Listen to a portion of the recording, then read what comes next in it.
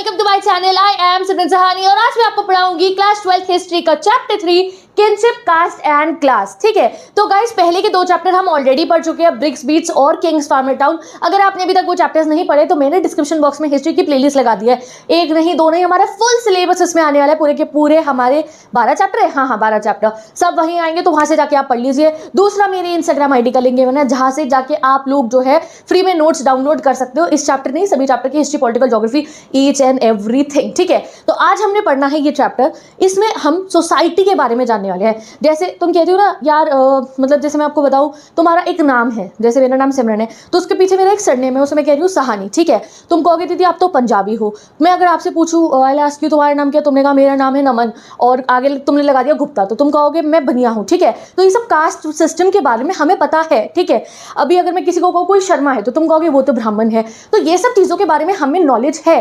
But आज आप जानोगे कि एट दोज टाइम्स, यानी कि पुराने ज़माने में, हिस्ट्री में, हाउ इट ऑल स्टार्टेड, किसने बनाई ये कास्ट सिस्टम, ब्राह्मण कौन होगा, और आपको पता है क्षत्रिय कौन होते थे, यानी कि राजा लोग जो रूल करेंगे, एंड देन देयर वर वैश्यास जो बिजनेस कंडक्ट करेंगे, और फिर कुछ लोगों को शूद्रा बोला जाता था, यानी कि जो लोग सर्व करेंगे, they will be like slaves, they will be like servants. ठीक है, तो ये किसने बनाया ये सारा सिस्टम? वर्ण सिस्टम जो होता है हमारा, वर्ण सिस्टम के बारे में पता है सभी को? कितने वर्ण होते हैं हमारे? 4 वर्ण होते हैं हमारे। हर बच्चे ने कमेंट में लिख रहा है, अगर आप हिस्ट्री के स्टूडेंट हो या कोई भी अपनी नॉलेज के लिए भी अगर इस चैप्टर को पढ़ा है, सबसे पहले कमेंट सेक्शन में हमारे 4 वर्णों के बारे में लिखिए, फिर मैं आपको चैप्टर पढ़ाऊंगी। ब्राह्मण, क्षत्रिय, वैश्य, शूद्र। तो ये सब हु स्टार्टेड, कैसे हुआ ये सब, और क्या हमेशा इनको फॉलो करा जाता था?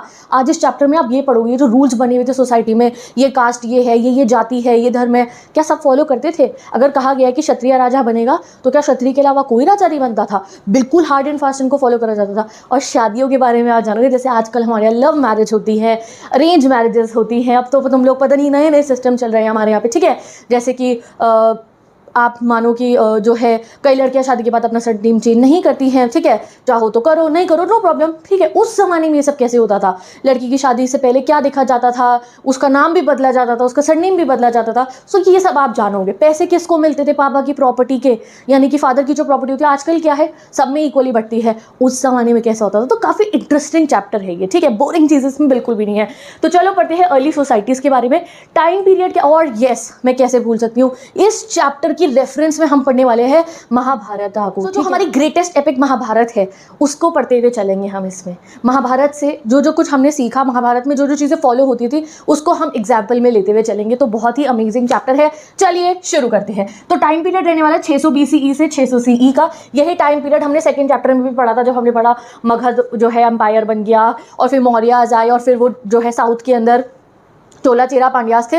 टाइम पीरियड वही है, बट अब जानेंगे सोसाइटी कैसी थी इस समय में। डन, सब समझ में आ गया? चलिए जल्दी शुरू करते हैं। और एक बार जरा कमेंट कर दो डेट, कि आज क्या डेट है जिस दिन तुम चैप्टर पढ़ो, जिससे मुझे पता चले कौन सा मेरा भाई बहन है, बहुत ही बढ़िया ऐसे बच्चे हैं जो हाथों हाथ चैप्टर पढ़ लिया जब मैंने पढ़ाया, कौन से ढीठ हैं जो मीडियम लेवल पे आके पढ़े, चलो अगस्त में पढ़े, और कौन से बहुत ही ढीठ है लेट कमर जो तुम बहुत ही डेट आके, मतलब लेट डेट्स पे आगे पढ़े हो। तो मुझे एक बार डेट लिख देना ज़रूर कि कौन कौन जो है किस डेट पे पढ़ा है।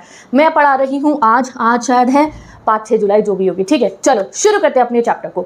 सो भाई चैप्टर जैसे ही शुरू होता है तो सबसे पहले हमें थोड़ा सा पिछले वाले चैप्टर का ना रिवीजन कराया गया है। पिछले वाले चैप्टर में आपने क्या क्या पढ़ा था? उसमें भी टाइम पीरियड यही था, 600 BCE से 600 CE का। उस टाइम पीरियड में हमने राजाओं के बारे में पढ़ा था, महाजनपद के बारे में पढ़ा था, वो कैसे चला करते थे। यहाँ उनमें रहने वाले लोगों के बारे में आप पढ़ोगे। फिर भी हमने एक चीज़ पढ़ी थी कि एग्रीकल्चर जो है, यानी कि खेती करना, वो फॉरेस्ट एरिया तक पहुँच गया था, इसीलिए चेंज हो गई थी लाइफ फॉरेस्ट के ड्वेलर, यानी कि जो लोग फॉरेस्ट में रह रहे हैं, वहाँ एग्रीकल्चर पहुँचा तो उनकी लाइफ बिल्कुल चेंज हो गई। उन्होंने भी कल्चर करा और कईयों को वहां से भाग के जाना पड़ा, उनसे उनका फॉरेस्ट छिन गया था। ठीक है, क्राफ्ट स्पेशलिस्ट इमर्ज हो गए थे। अपना सोसाइटी में नए नए काम आ रहे थे, अलग अलग टाइप के काम। पहले क्या था, अनाज बोया, काटा, खा लिया। अब चेंजेस आ रहे थे। अब क्या, कोई क्राफ्ट, किसी ने मोती बनाने शुरू करे, किसी ने रिंग बनानी शुरू करी, किसी ने पेंटिंग बनानी शुरू करी। तो डिफरेंट डिफरेंट क्लासेस बनती जा रही थी सोसाइटी के अंदर। कोई सुनार बन गया, उसने ज्वेलरी बनानी शुरू करी। तो बहुत अलग अलग टाइप के वर्क हो रहे थे। कोई टीचर बन गया, ठीक है, कोई डॉक्टर बन गया, ये सब होना शुरू हो गया था। एंड इस वजह से अनइक्वल डिस्ट्रीब्यूशन ऑफ वेल्थ हुआ। अब भाई डॉक्टर ज़्यादा कमा रहा है, टीचर ज़्यादा कमा रहा है, कोई एक जना जो काम कर रहा है वो से ज़्यादा नहीं कमा रहा।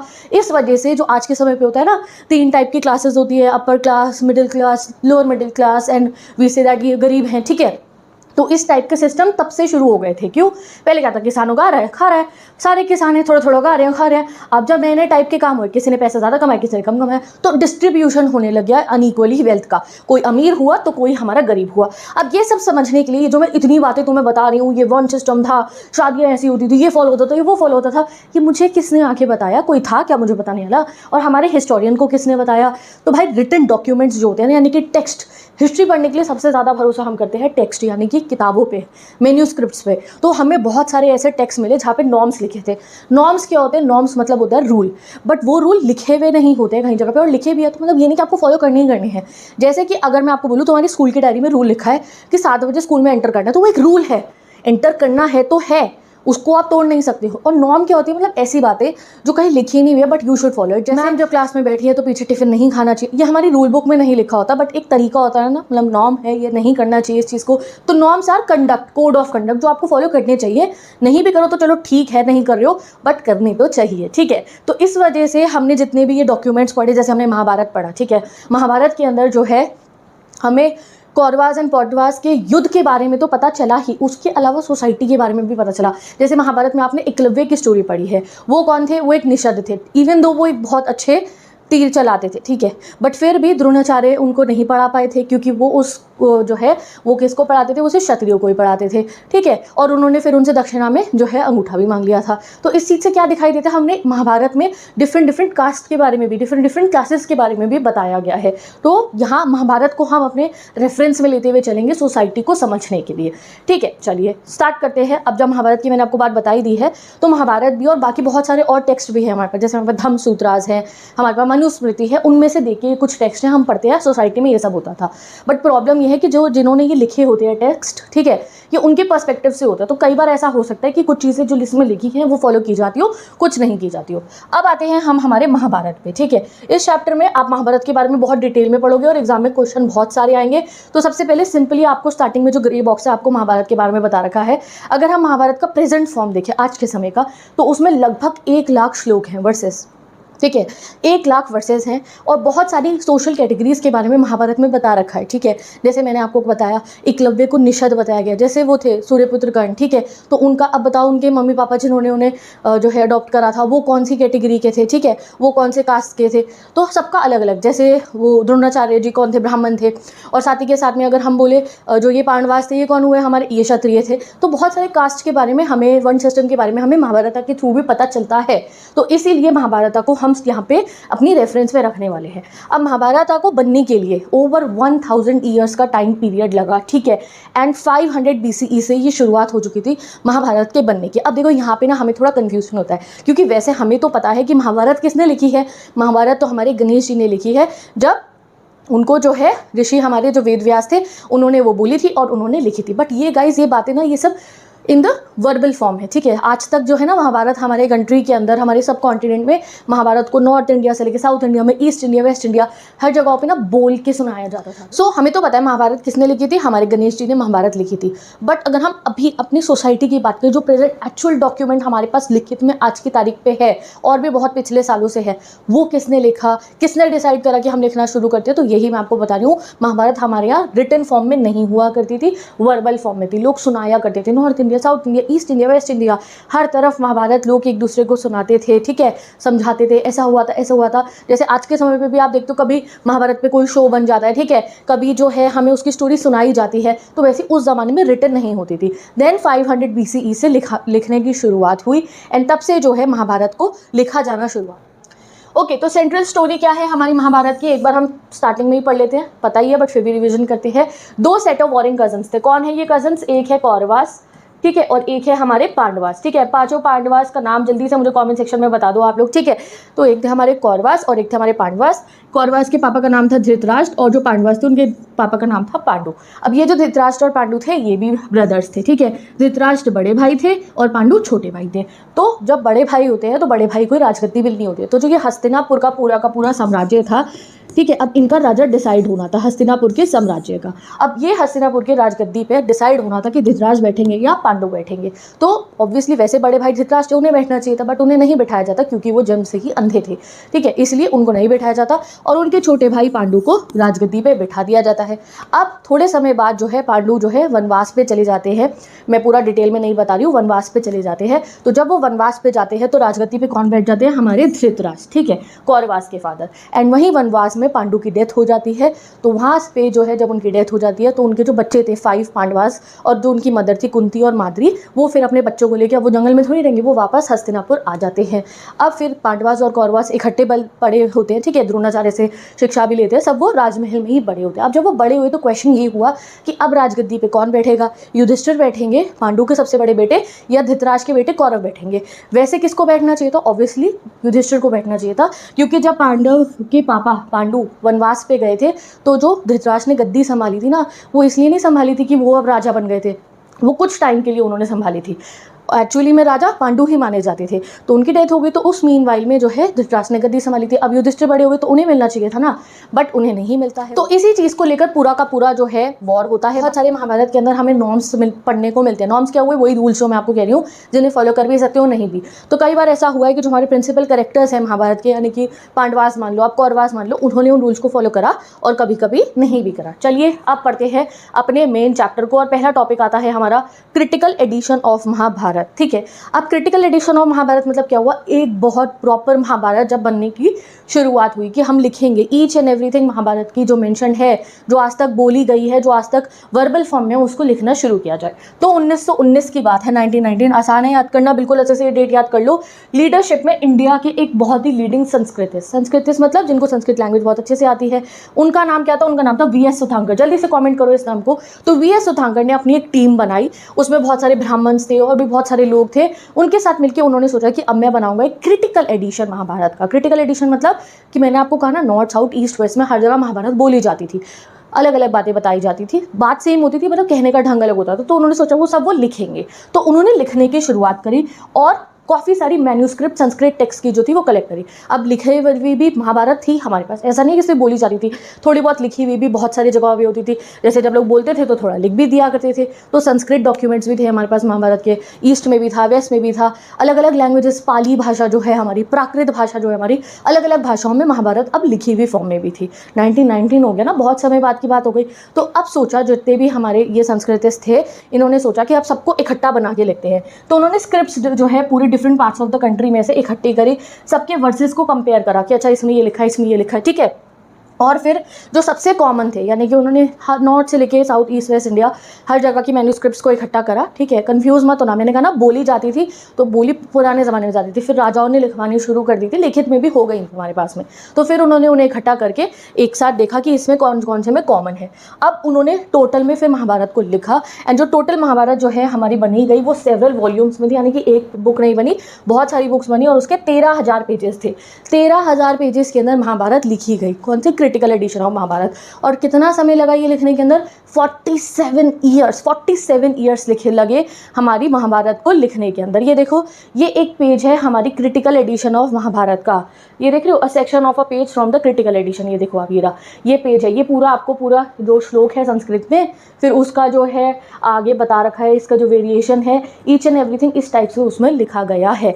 ऐसे ऐसे 13,000 पन्ने हैं और 47 ईयर्स लगे इस महाभारत को बनने के अंदर, ठीक है। अब जैसे मैंने आपको बताया, there were many common elements in Sanskrit version, ठीक है। जितने भी संस्कृत वर्जन हमें स्टोरी की मिले, ठीक है, चाहे वो हमें नॉर्थ इंडिया से मिले, यानी कि कश्मीर में मिले, नेपाल में मिले, केरला में मिले, तमिलनाडु मिले, संस्कृत वर्जन में बहुत कुछ कॉमन चीज़ें थी, तो वो सब हमने लिख दी। बट बहुत सारे वेरिएशन भी थे, जैसे कि कहीं से कोई महाभारत की मैन्यूस्क्रिप्ट मिली, वहाँ पे कुछ डिफरेंट वे में लिखा गया, कहीं से डिफरेंट वे में। तो इन संस्कृतिस्ट ने क्या करा, हमारे जो ये वीएस सुधांकर थे और उनकी टीम ने, उन्होंने ये नहीं करा कि जो डिफरेंसेज है उन्हें लिखा नहीं, उन्होंने उसको भी लिख दिया। और इसीलिए 13,000 पेजेस बने, क्योंकि जोते भी वेरिएशंस थे उनको भी उन्होंने लिख दिया था। अब वेरिएशन क्यों थे, कहीं पे एक बात एक तरीके से बताई जाती है, कहीं पे दूसरे तरीके से, क्योंकि सोसाइटी बदलती रहती है। आजकल ही आप देख रहे हो, आज से 6 साल पहले का ज़माना देखोगे और आज के ज़माने में कितना फ़र्क हो गया है। वैसे ही जैसे जैसे ज़माना बदलता रहता है, लोगों की सोच बदलती है, तो इसलिए लोगों ने अलग अलग तरीक़ों से लिखी थी महाभारत को, तो उन्होंने वो भी मेंशन कर दिया था, ठीक है। अब सबसे पहले ब्राह्मण सिर्फ और सिर्फ संस्कृत वाली महाभारत पे ही भरोसा करते थे जो संस्कृत में लिखी जाती थी, बट देन उन्होंने पाली लैंग्वेज की महाभारत, प्राकृत और तमिल लैंग्वेज की महाभारत भी पढ़ी, तो बाद में उन्होंने डिफरेंट लैंग्वेजेस की महाभारत भी पढ़ी और उसे पढ़ के समझ में हमें आया कि कई बार कुछ चीज़ों को क्वेश्चन भी करा जाता था सोसाइटी में। ऐसा नहीं है ब्राह्मण्स ने जो लिख दिया उसको ऐसे ही मान लिया जाता था, क्वेश्चनिंग होती थी सोसाइटी के अंदर। चलो अब आपको ये समझ में आ गया क्रिटिकल एडिशन और महाभारत। एग्जाम में क्वेश्चन आएगा तो आपको ज़्यादा कुछ नहीं करना है, ये वाला पूरा का पूरा पैराग्राफ 4-5 पॉइंट में लिख देना है। ये जो मेरे नोट्स हैं ये प्रॉपर नोट्स, ठीक है, ये 40 पेजेस है, 30 पेजेस है, इसको थोड़ा और मैंने शॉर्ट में करके अपनी इंस्टाग्राम आईडी पे अपलोड करती है, वहाँ से जाके आप डाउनलोड कर लो। इंपॉर्टेंट क्वेश्चन के लिए मैं भूल कैसे गई, आप लोगों के लिए नया चैनल बन चुका है मेरा क्लास 12 ह्यूमैनिटीज़ बाय सिमरन सहानी, तो डिस्क्रिप्शन बॉक्स में लिंक है, इंपॉर्टेंट क्वेश्चन वहाँ प्रैक्टिस करेंगे, उसे जाके सब्सक्राइब कर लो, ठीक है। चलिए अब आते हैं अपने सेकंड टॉपिक पे, kinship and marriage, many rules and varied practices. अब हम बात करेंगे किनशिप के बारे में। किनशिप मतलब होते हैं सारे रिश्तेदार हमारे, ठीक है, और मैरिजेस के बारे में हम पढ़ने वाले हैं। तो पहला टॉपिक इसमें आता है finding about the family. Family कौन? मम्मी पापा, भाई बहन, जो भी हैं आपके दादा दादी, ठीक है। तो फैमिली एक बिल्कुल क्लोज सिस्टम को हम कहते हैं, ठीक है, बिल्कुल क्लोज वाले। जॉइंट फैमिली में रहते हो तो चाचा चाची को भी आप बिल्कुल अपनी फैमिली में कंसिडर करते हो, बट आज हम जाने कि एक्चुअल में फैमिली कौन होती है और रिश्तेदार कौन होते हैं, ठीक है। तो फैमिली डिफरेंट टाइप की होती है, कई फैमिलीज बहुत बड़ी होती है जैसे जॉइंट फैमिली हो, कई फैमिली न्यूक्लियर फैमिली होती है। तो फैमिली टाइज नेचुरल होते हैं बेस्ड ऑन ब्लड। आप फैमिली किसको कह रहे हो? आप अपने भाई को भाई क्यों कह रहे हो? बिकॉज आप दोनों का सेम खून है, ठीक है। आप अपने चाचा के बेटे को भी भाई क्यों कह रहे हो? Because you are sharing the same blood, ठीक है। तो इसलिए फैमिलीज वो होती है नेचुरल होती है फैमिली, बाय ब्लड जो लोग कनेक्टेड होते हैं उन्हें हम कहते हैं फैमिली। बट कुछ जो होते हैं ना सोसाइटी, वहाँ पे जो कजन्स होते हैं जैसे चाचा का बेटा हो गया, मामा का बेटा हो गया, उनको ब्लड रिलेशन में कंसिडर नहीं करा जाता, उनको फैमिली नहीं माना जाता, ठीक है। बट कई होते हैं जिनमें माना जाता है, जैसे हमारे यहाँ मोस्टली जो है हम अपने कजन्स को जो है अपना ब्लड रिलेशन ही मानते हैं, हम उन्हें अपनी फैमिली ही मानते हैं। बट कुछ सोसाइटी ऐसी होती है जहाँ पे कजन्स को ब्लड रिलेशंस में नहीं माना जाता। अब जितनी भी हमें फैमिली के बारे में नॉलेज है वो एलाइट लोगों की ही है, यानी कि राजाओं की फैमिली के बारे में ही हमें पता है। जैसे महाभारत से हमें कौरवास पांडवास का पता है, बट महाभारत के टाइम के नॉर्मल लोगों की फैमिली का पता है नहीं ना। क्यों? क्योंकि उसके बारे में कौन ही बात करता था, कहाँ लिखा जाता था। ऐसी ही आगे चल के भी जैसे हमने मगध के बारे में पढ़ा तो मौर्यास के बारे में बताया, वहाँ के लोकल लोगों के बारे में थोड़ी बताया। तो नॉर्मल लोगों की फैमिली के बारे में तो हमें पता चल ही नहीं सकता, कुछ कुछ पता है वो हम अभी पढ़ लेंगे, ठीक है। तो फैमिलीज कौन हो गई हमारे? जो हमारे बिल्कुल क्लोज लोग होते हैं। और किनफोक क्या हुआ? जैसे एक कजन्स होते हैं आपके, ठीक है, चाचा मामा ताऊ चाचा, ये सब कौन हो गए? ये हमारे कजन्स जितने भी होते हैं इन्हें हम कहते हैं किनफोक। तो रिश्तेदार के लिए आज एक नया वर्ड तुम्हें समझ में आ गया, किनफोक, ठीक है। तो ये हमारे किनफोक है। अब आता है हमारा next topic, the idea of patriliny. Patriliny क्या होता है? जरा जल्दी से, इसका मैंने एक फोटो लगाई है। Patriliny means intrinsic descent from father to son and grandson and so on, यानी कि पापा का नाम से आप जाने जा रहे हो आगे तक, आपके पापा का नाम आपके सरनेम में लगता है, ठीक है। पापा की प्रॉपर्टीज इतनी है आगे चल के उनके बेटों को मिलेगी। इस सिस्टम को हम कहते हैं पेट्रिलिनी, ठीक है। एंड मेट्रिलिनी मतलब होता है जब आप अपने मदर के नाम से आगे जाने जाते हो, ठीक है। इस चीज़ को हम कहते हैं मदर वाले को मेट्रिलिनी एंड फादर वाले को पेट्रिलिनी। और पेट्रिलिनी की मेन यही चीज़ होती है कि पेट्रिलिनी में क्या होता है कि जो प्रॉपर्टी होती है एक इंसान की, एक मैन की, एक आदमी की, पेट्रिलिनी जब चलती है तो उसका हिस्सा किसको मिलेगा? सारा का सारा उसके बेटे को, ठीक है। तो एट वन लेवल महाभारत में हमें बता रखा है कि किस तरीके से लड़ाई हुई कौरवास के बीच में, पांडवास के बीच में। यहाँ देखो बुक में ना सिर्फ इसलिए दिखा रखा है कि लड़ाई हुई थी राजगद्दी को लेकर, बट एक्चुअली में वी ऑल नो दैट राजगद्दी पे लड़ाई नहीं हुई थी, राजगद्दी तो छोड़ ही दी थी पांडवास ने उनके लिए, कौरवास के लिए, ठीक है। बट जब लड़ाई हुई थी तो वो किस लिए हुई थी? जब उन्होंने उनके साथ ब्लफ करा था एंड उस गेम के अंदर एंड द्रौपदी का चीरहरण हुआ था। तो जब उनके सम्मान के ऊपर बात आई तो इसलिए वॉर हुआ था। बट ये चीज़ हमें हमारी बुक में नहीं बता रखी है, बुक में दूसरे पर्सपेक्टिव से बता रखा है कि वॉर वॉज फॉर द राजगद्दी, ठीक है। बट वॉर एक्चुअली में क्यों हुआ था? द्रौपदी के सम्मान के लिए, ठीक है। तो इस चीज़ को आप ध्यान में रखना। बट अभी हम बुक के पॉइंट ऑफ व्यू से पढ़ रहे हैं, तो बुक में आपको बता रखा है एट वन लेवल ही लिखा है, ऐसा नहीं कि पक्की बात यही कह रहे हैं। एट वन लेवल महाभारत में हमें बताया है लैंड और पावर की लड़ाई। लैंड मतलब क्या? वही इतना बड़ा हस्तिनापुर साम्राज्य, ठीक है, उनकी राजगद्दी, उसके लिए लड़ाई हो रही थी, ठीक है। तो वहाँ पे दो कजन से Kauravas and Pandava same royal family के, और उनकी लड़ाई होती है। महाभारत के युद्ध में कौन जीत जाता है? युधिष्ठिर जीत जाते हैं, फिर युधिष्ठिर सम्राट बन जाते हैं, फिर आगे उनके बच्चे बने। तो ये आइडिया क्या दिखाता है कि जो लड़का है वो राजगद्दी पे बैठेगा और आगे उसका बेटा बैठेगा, उसका बेटा बैठेगा, उसका बेटा बैठेगा। तो इसी सिस्टम को हम पेट्रिलिनी कहते हैं। अब ऐसा नहीं है कि पेट्रिलिनी सोसाइटी में महाभारत की वजह से फॉलो हुई, नहीं, पेट्रिलिनी तो फॉलो होती ही थी। पर जब हमने महाभारत में पढ़ा इस चीज़ को तो एक वैलिड प्रूफ मिल गया कि ठीक है, हमारे पूर्वज, हमारे भगवान इन सब चीज़ों को फॉलो होती थी, उस ज़माने से होती थी। महाभारत के टाइम में कृष्ण जी भी थे, ठीक है। तो जब उस समय से फॉलो होती है तो यही चीज़ फॉलो होनी चाहिए। तो इस चीज़ को, आइडिया को और ज़्यादा वायलेबल मान लिया गया, मतलब लाइबल मान लिया गया कि हाँ इसे फॉलो करो, पेट्रिलिनी फॉलो करनी चाहिए। महाभारत में भी तो पेट्रिलिनी दिखाई गई है, तो लड़कों को ही मिलती थी पापा की सारी प्रॉपर्टी। अब अगर ऐसा हो कि भाई पापा का बेटा ही ना हो तो क्या किया जाता था, तो भाई बहुत सारे डायनेस्टीज़ में हमारे यहाँ पे 6th सेंचुरी तक पेट्रिलिनी को ही फॉलो करा गया। 6th सेंचुरी BCE तक, मतलब बहुत ज़मानों तक यही फॉलो हुआ कि पेट्रिलिनी ही रहेगी, लड़के को ही मिलेगी राजगद्दी। आजकल भी बहुत जगहों पे ऐसे होता है, now times are changing, equal हिस्से होते हैं, बट फिर भी कभी कभी ऐसा होता था बेटा ही नहीं होता था किसी राजा का, तो उसका जो भाई है या फिर उसका जो आप कह सकते हो कोई रिलेटिव है, उसको फिर गद्दी पे बैठा दिया जाता था, चाहे उसकी बेटी हो वो नहीं बैठेगी। जैसे एक राजा, उनकी 5 बेटियां हैं, तो भाई बेटी नहीं बैठेगी फिर भी गद्दी के ऊपर, या तो उनके फिर भाई बैठ जाएंगे छोटे, या उनका रिश्तेदार का कोई हो जाएगा, लड़का हो वो ही बैठेगा, लड़की को गद्दी नहीं मिलती थी। बट एक ऐसा एग्जाम्पल है हमारे पास हिस्ट्री में जब एक लड़की गद्दी पे बैठी थी, वो कौन थी? प्रभावती गुप्ता। अब ये कौन थी प्रभावती गुप्ता? ये जो है ना गुप्ता एम्पायर की बेटी थी, यानी कि गुप्ता एम्पायर से ये थी। एंड इनको राजगद्दी इसलिए मिलती क्योंकि इनके हस्बैंड की डेथ हो गई थी और इनका बेटा बहुत छोटा था, इसलिए उस समय में उन्होंने जो है राजगद्दी को संभाला। तो प्रभावती गुप्ता एक बिल्कुल एक्सेप्शन है, तभी हमने चैप्टर 2 में पढ़ा था कि ये लैंड ग्रांट्स कर दी थी, यानी कि दान में देती थी लैंड को, ठीक है। तो patriliny was the idea not just for kings, normal लोग भी, यानी कि नॉर्मल जो जिन लोगों का ऑर्डिनरी लोग होते थे वो लोग भी पेट्रिलिनी ही करते थे। और ये हमें कैसे पता चला? ऋग्वेदा के अंदर जितने भी मंत्र थे उनसे हमें पता चला। इवन जो ब्राह्मण्स थे, जो अमीर अमीर ब्राह्मण्स थे, वो भी इसी चीज़ को फॉलो करते थे। शादी करके लड़की चली जाती थी अपने घर और सारा जो पापा की संपत्ति होती थी वो मिलती थी बेटों को, ठीक है। अब आते हैं हम नेक्स्ट टॉपिक पे, 2.3 rules of marriages, role of daughter in patriliny. जब समाज ऐसा है कि लड़के को ही सारा नाम आगे बढ़ाना है और लड़के को ही आगे संपत्ति मिलेगी, तो डॉटर्स का क्या रोल था? तो डॉटर्स का रोल होता था फैमिली लाइन को कंटिन्यू करने के अंदर, यानी कि जिस घर में जो लड़की जाएगी ऑब्वियसली फिर वहाँ से आगे उनकी फैमिली जो है कंटिन्यू होगी। और जो है डॉटर्स की फैमिली की प्रॉपर्टी पे कोई राइट नहीं होता था। फैमिलीज प्रेफर्ड एक्सोगेमी, जितनी भी फैमिलीज होती थी ना वो एक्सोगेमी प्रैक्टिस करना चाहते थे। एक्सोगेमी क्या होती है? मैरिंग डॉटर आउटसाइड द किन ग्रुप। अब ये क्या हो गया भैया? किन ग्रुप के आउटसाइड? तो मैं आपको ये बताती हूँ। क्या आपने कभी एक वर्ड का नाम सुना जैसे हम कहते हैं गोत्र? गोत्र सुना है तुमने? हम सबका एक गोत्र होता है, यानी कि हम जिनके डिसेंडेंट है ना, चलो अभी हमें तुम्हें दादा वादा तुम्हारे पता है, बट और पीछे पीछे पीछे चलते जाओ तो जिनके हम डिसेंडेंट होते हैं, एक ऋषि होते हैं, ठीक है, एक ऋषि होते हैं, उनके हम डिसेंडेंट हैं, उनके आगे की पीढ़ी हम है।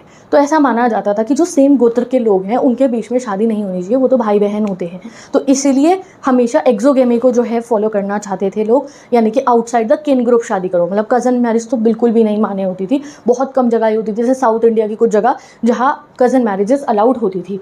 तो एंडोगेमी मतलब क्या होता है? Refers to a marriage within a unit, this could be kin group, caste और a group of living in the same locality.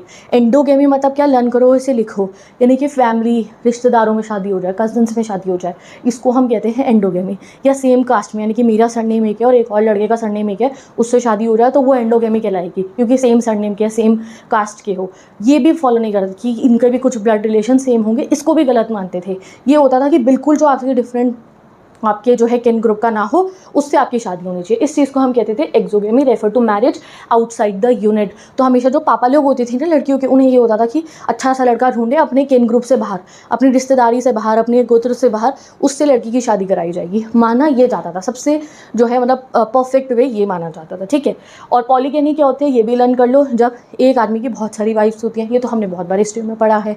एक मैन की बहुत सारी, जैसे आप मानो कि जो पांडवास के पापा थे पांडु, उनकी भी 2 वाइफ्स थी, कौन? कुंती और माद्री। और हमारी बहुत सारे हमने पढ़े राजा दशरथ की, ठीक है, बहुत सारी वाइफ्स थी। तो पॉलीएंड्री क्या, पॉलीगिनी क्या हो गया? हमारा आदमी जिसकी बहुत सारी वाइफ्स हो। अब दूसरा होता है पॉलीएंड्री, जो हमारे पास एग्जाम्पल है सिर्फ द्रौपदी का अभी तक, ठीक है। कौन? जब एक औरत के बहुत सारे पति हों, ठीक है, उसको हम कहते हैं पॉलीएंड्री। और ये कब हुआ? ये द्रौपदी के साथ हुआ था, जब उनकी 5 लड़कों से शादी होती है, ठीक है। तो ये टाइप्स ऑफ मैरिजेस हमें याद रखनी है। मैं कहा थी रूल्स ऑफ मैरिजेस पे, तो लड़की को कोई हिस्सा नहीं मिलेगा प्रॉपर्टी में से। फैमिली प्रेफर करती थी एक्सोगेमी कि भैया रिश्तेदारों में शादी नहीं करनी है, सेम कास्ट में भी ना हो तो अच्छी बात है, गोत्र में भी ना हो तो दूर होनी चाहिए शादी, ठीक है, चलिए। और हाई स्टेटस गर्ल को राइट एज में मैरी कर दिया जाता था, जब फादर को लगता था ठीक है बच्चे बड़ी हो गई है, तो उसके बाद उनका अच्छा सा लड़का देख के शादी कर दी जाती थी। एंड जब उनकी शादी करी जाती थी तो फादर जो है डॉटर का कन्या दान करते थे, यानी कि अब से उन्होंने अपनी डॉटर को गिफ्ट कर दिया है इन मैरिज। तो इसका मतलब ये मत सोचो कि लड़की को गिफ्ट कर दिया, इसका मतलब ये है कि उन्होंने अब उनकी शादी कर दी है, उन्होंने उनको सेटल कर दिया है। ये एक बहुत बड़ी ड्यूटी होती थी हर फादर की कि वो अपनी बेटी का कन्यादान करे, ठीक है, कि मरने से पहले उन अपनी बेटी को शादी कर चुके हो एक फादर, ये उसकी सबसे बड़ी ड्यूटी होती थी, ये कहा जाता है, ठीक है। चलो, अब जब लड़की की शादी होती थी तो आगे आपको बताया जाएगा कि उसको जो बहुत सारा कुछ अब गिफ्ट्स वगैरह मैरिज में मिलते थे, वो उसकी प्रॉपर्टी होती थी बाद में, बट ये हम बाद में पढ़ेंगे, ठीक है। तो अभी तक हम समझ गए हैं कि शादी कब की जाती थी, जब लड़की सही एज की हो जाती थी, मतलब कि बड़ी हो गई है तो उसकी शादी की जाती थी, और प्रेफरेबल ये होता था कि आउटसाइड द किंग ग्रुप उनकी शादी करे। बट धीरे धीरे ना हमने ये देखा, जब हमने टेक्स्ट पढ़े कि यार ये बातें तो फॉलो नहीं हो रही है, कई बार तो सेम किन फैमिली के अंदर भी शादी हुई है, सेम गोत्र की शादियाँ भी हुई हैं, मतलब जो लिखा हुआ था उसे फॉलो नहीं किया जाता था। तो यस, जैसे जैसे टाउन बनने लगे, अब जैसे समाज बदलता है तो देख रहे हो आजकल ही क्या क्या होने लगे, हमें खुद यकीन नहीं होता, बहुत चेंजेस आ रहे हैं सोसाइटी के अंदर। आजकल इंटरकास्ट मैरिजेस बहुत आराम से हमारे यहाँ होती है, बहुत पुराने ज़माने में नहीं होती थी, और पिछले चले जाओ नहीं करते थे लोग। नाउ लोगों की सोच बदल रही है, लोग अच्छे सोच के हो गए, वाइट सोच के हो गए, तो ये सब चल रहा है। तो उस ज़माने में भी ऐसा होना शुरू हुआ था, जब शहर बने, लोगों ने घूमना फिरना शुरू करा, उन्होंने ये रूल्स मानने बंद कर दिए, उन्होंने एक्सोगेमी को फॉलो करना बंद कर दिया, डिफरेंट टाइप करने लगे। तो इसलिए फिर ब्राह्मण्स ने सोचा, यहाँ मैंने लिखा है, जब नए टाउन्स बनने लगे, लोग मिले, बिजनेस करा, तो उन्होंने पुरानी बिलीव्स को कि क्यों भाई यही वाली मैरिज क्यों करनी है, सेम सेम में क्यों नहीं कर सकते हम, ऐसे ऐसे उन्होंने क्वेश्चन करा। तो इसलिए फिर ब्राह्मण्स ने क्या करा, ब्राह्मण्स नहीं चाहते थे कि सोसाइटी के अंदर ये सब हो, तो उन्होंने बैठकर कुछ रूल्स लिख दिए। अब उन्होंने लिख दिए कि जो लिखा है उसे तो फॉलो करना ही नहीं चाहिए, करना चाहिए ना आप लोगों को। तो अब ब्राह्मण्स बैठे और उन्होंने रूल्स लिखे, और उन रूल्स को हम कहते हैं धर्मशास्त्र या धर्मसूत्रा, जो आप चैप्टर 2 में भी पढ़ के आए हो। धर्मशास्त्र में ही तो राजा को ड्यूटी बताई गई थी कि आपको ये करना है। तो जब ज़रूरत पड़ी कि सोसाइटी को समझ में ही नहीं आ रहा क्या है, तो सोसाइटी को चलाने की रूल बुक बनी हमारी धर्मशास्त्र और धर्मसूत्रास, वो लिखे हमारे ब्राह्मण्स ने। कब लिखे थे ब्राह्मण्स ने? ऑलमोस्ट सबसे फेमस जो हमारा धर्मशास्त्र या धर्मसूत्रा है वो है मनुस्मृति। ये लिखी गई थी 200 BC से 200 CE में। 1 मार्क का क्वेश्चन है, CUET में भी आता है, जल्दी से याद रख लो, ठीक है। तो उसमें पूरी एक रूल बुक थी, उसमें लिख दिया गया था आपको ये फॉलो करना है। उनमें से एक सबसे बड़ा एग्जाम्पल है हमारा मनुस्मृति। अब लिख दी बुक, तो क्या उसे सब फॉलो करते थे? Were Brahmans rules followed by everyone in the society. तो भाई वैसे तो होता था फॉलो, बट कुछ ऐसी जगहें होती थी जहाँ नहीं होता था, क्योंकि ब्राह्मण्स जो है नॉर्थ इंडिया में, साउथ इंडिया में हर जगह पे थे। तो कुछ जगहों पे फॉलो होता था जहाँ पे ब्राह्मण्स का क्लोज नज़र होती थी, बट कहीं पे कोई बहुत दूर जगह है जहाँ उनके रूल्स पहुँचे ना हो, कई बार नहीं भी होती थी, और कई लोग पढ़ के भी फॉलो नहीं करते थे। अपना इंसान अपनी मर्जी का मालिक है, ठीक है। तो कई बार होता था कि भाई ब्राह्मण्स के रूल फॉलो होते थे, कहीं पर नहीं होते थे। तो धर्मशास्त्र और धर्मसूत्रा में 8 टाइप की मैरिजेस लिखी गई थी। 8 टाइप ऑफ मैरिजेस तुम्हें लर्न नहीं करनी है, बट जो है मैं एक बार एक PIP लगा देती हूँ, या फिर आप गूगल पे सर्च करो 8 type of marriages said by Brahmans, ठीक है। उनमें से जो 4 हैं स्टार्टिंग की, उनको कहा जाता था अच्छे हैं बाय ब्राह्मण्स, और जो उनमें से आगे की 4 हैं उनको ब्राह्मण कहते थे गलत है, हम इसको मान्यता नहीं देते। तो अदर फॉर्म्स वही थी, जो लोग ब्राह्मण्स को नहीं मानते थे ना, वो उनको फॉलो करते थे, ठीक है। अब आते हैं नेक्स्ट टॉपिक पे, गोत्र ऑफ वुमेन। तो गोत्र के बारे में मैं आपको ऑलरेडी बता चुकी हूँ, अब हम रिवाइज करेंगे। गोत्र क्या होता है? अपनी मम्मी से जाओ पूछो या पापा से कि हमारा गोत्र कौन सा है। अभी वेट करो वीडियो को, या जब भी मिलोगे अभी, ठीक है, तो उनसे पूछना हमारा गोत्र कौन सा, वो आपको आपका गोत्र बताएंगे। इफ़ यू आर हिंदू, ठीक है, तो वो आपको आपका गोत्र बता देंगे। तो अराउंड 1000 BCE लोगों ने जो है, मेनली ब्राह्मण्स ने अपने गोत्र डिसाइड करने शुरू कर दिए। गोत्र मतलब क्या होता है? यानी कि हम किनके वंशज हैं, हमारे मतलब दादा परदादा, उससे पीछे पीछे पीछे आप जाते जो कौन से एक ऋषि के वंशज हम लोग माने जाते हैं, ठीक है। ऋषि को इंग्लिश में क्या बोला जाता है? वैदिक सीयर कहते हैं हम, कि हम उनके आगे की पीढ़ी हैं। There are many, for example अगर आपको बताऊँ तो भारद्वाज गोत्र जैसे होता है तो वो ऋषि भारद्वाज से हैं। एक वशिष्ठ गोत्र होता है तो वो ऋषि वशिष्ठ के वंशज हैं। कश्यप गोत्र होता है हमारे यहाँ पे, तो वो ऋषि कश्यप के गोत्र के, ऋषि कश्यप के वंशज हैं, ठीक है। तो ये पूरी लिनिएज चलती हुई आ रही है। तो ये भी माना जाता था कि सेम गोत्र के लोगों की शादी ना हो। जैसे अगर लड़की जो है ऋषि वशिष्ठ के गोत्र की है तो उसकी जो शादी हो वो लड़का भी ऋषि वशिष्ठ के गोत्र का नहीं होना चाहिए, क्योंकि वो कहीं ना कहीं फिर भाई बहन होंगे। तो ये चीज़ को भी माना जाता था, ठीक है। तो गोत्र मतलब समझ आ गया। Women had to take husbands gotra after the marriage and people from same gotra could not marry. 2 rules होते थे गोत्र के। एक, जब लड़की की शादी हो जाती थी, जैसे आजकल सरनेम बदलता है ना, जैसे मेरी शादी हो तो मैं अपना सरनेम बदलूँ, आजकल तो चॉइस है, बदलो नहीं बदलो, बट वैसे तो मम्मी ने आपकी बदला होगा सरनेम अपना।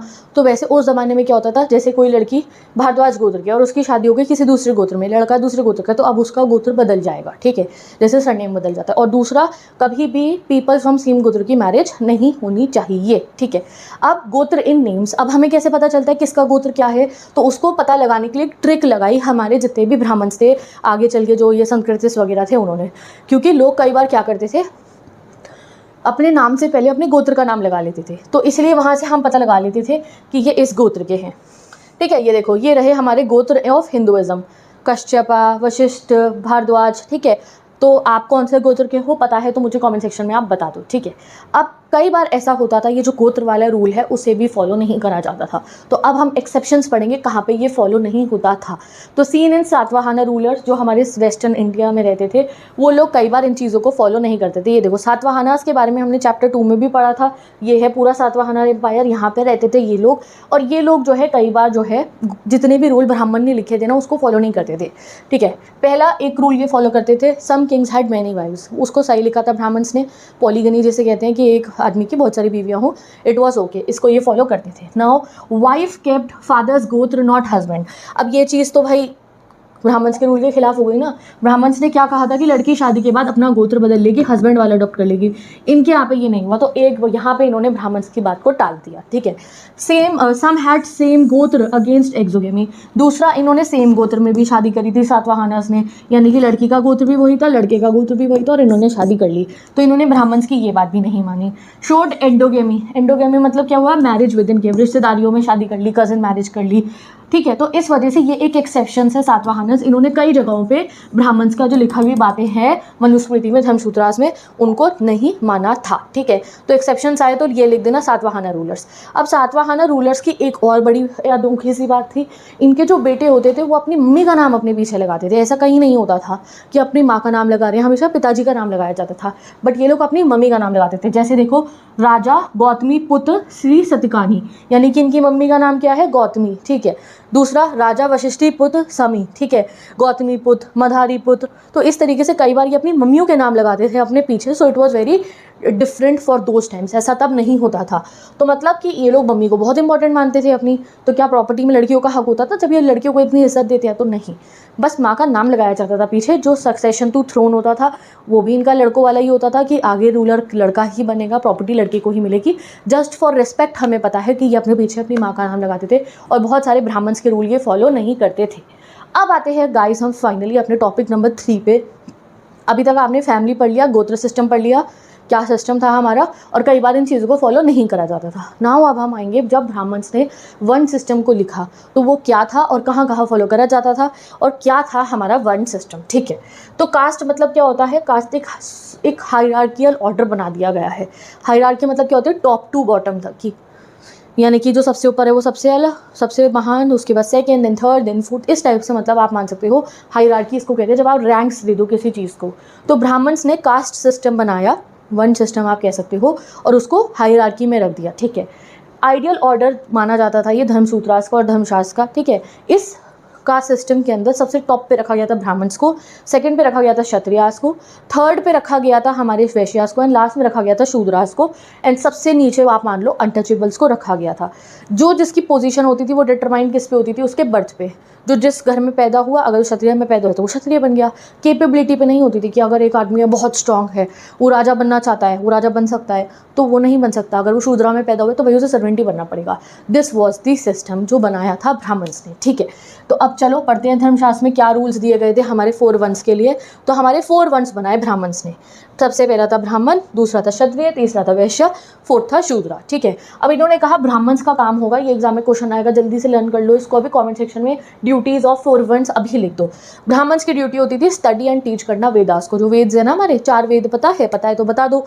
ठीक है, और जितने भी यज्ञ होते हैं, सैक्रिफाइसेस होते हैं, वो सब परफॉर्म करना। ठीक है, और गिफ्ट रिसीव करना, यानी कि ब्राह्मण्स को जैसे दक्षिणा दी जाती है, गिफ्ट दी जाती है, वो सब गिफ्ट्स को रिसीव करना। ठीक है, क्षत्रिय जो होते थे उनका काम क्या है, वॉर करना, युद्ध करना, लड़ाई करना, प्रोटेक्ट करना पूरी सभा को, स्टेट को, जस्टिस, न्याय देना। उनका काम होता था वेदा को पढ़ना। पढ़ाएंगे कौन, ब्राह्मण टीचर, ये स्टूडेंट होते थे। ठीक है, गेट सेक्रीफाइसेस डन, ये जो है यज्ञ करवाते थे। ठीक है, अलग अलग टाइप के सेक्रीफाइसेस करवाते थे, एंड गिफ्ट देते थे। किसको गिफ्ट देते थे, अपनी प्रजा को, ब्राह्मण्स को ये लोग गिफ्ट दिया करते थे। थर्ड नंबर पे आते थे वैश्या, जिनको बिजनेस क्लास बोला जाता है। तो एक तो इनके सेम 3 ड्यूटीज एज क्षत्रिय थी, यानी कि ये लोग भी वेदास पढ़ते थे, सेक्रीफाइसेस करवाते थे और गिफ्ट वगैरह दिया करते थे। नेक्स्ट इनका बिजनेस क्या होता था, एग्रीकल्चर, पेस्ट्रोलिज्म और ट्रेड। उस जमाने के जो बिजनेस होते थे ना, एग्रीकल्चर करना, पेस्ट्रोलिज्म, ट्रेड करना, ये इनका काम होता था। लास्ट में आते थे शूद्रा, इनकी एक ही ऑक्यूपेशन थी कि ऊपर के 3 वर्ण को सर्व करेंगे। देखो, ऐसा माना जाता था कि एक आदमी है ना, तो उसका जो सर है, सर में यहाँ बुद्धि होती है ना, यहाँ से निकला ब्राह्मण, ये पढ़ाएंगे, ये बुद्धि वाला काम करेंगे। देन उनके जो बाजू होते हैं यहाँ से यू हैव योर बाइसेप्स में you have your all power ना, तो वहाँ से किंग निकलेंगे क्षत्रिय।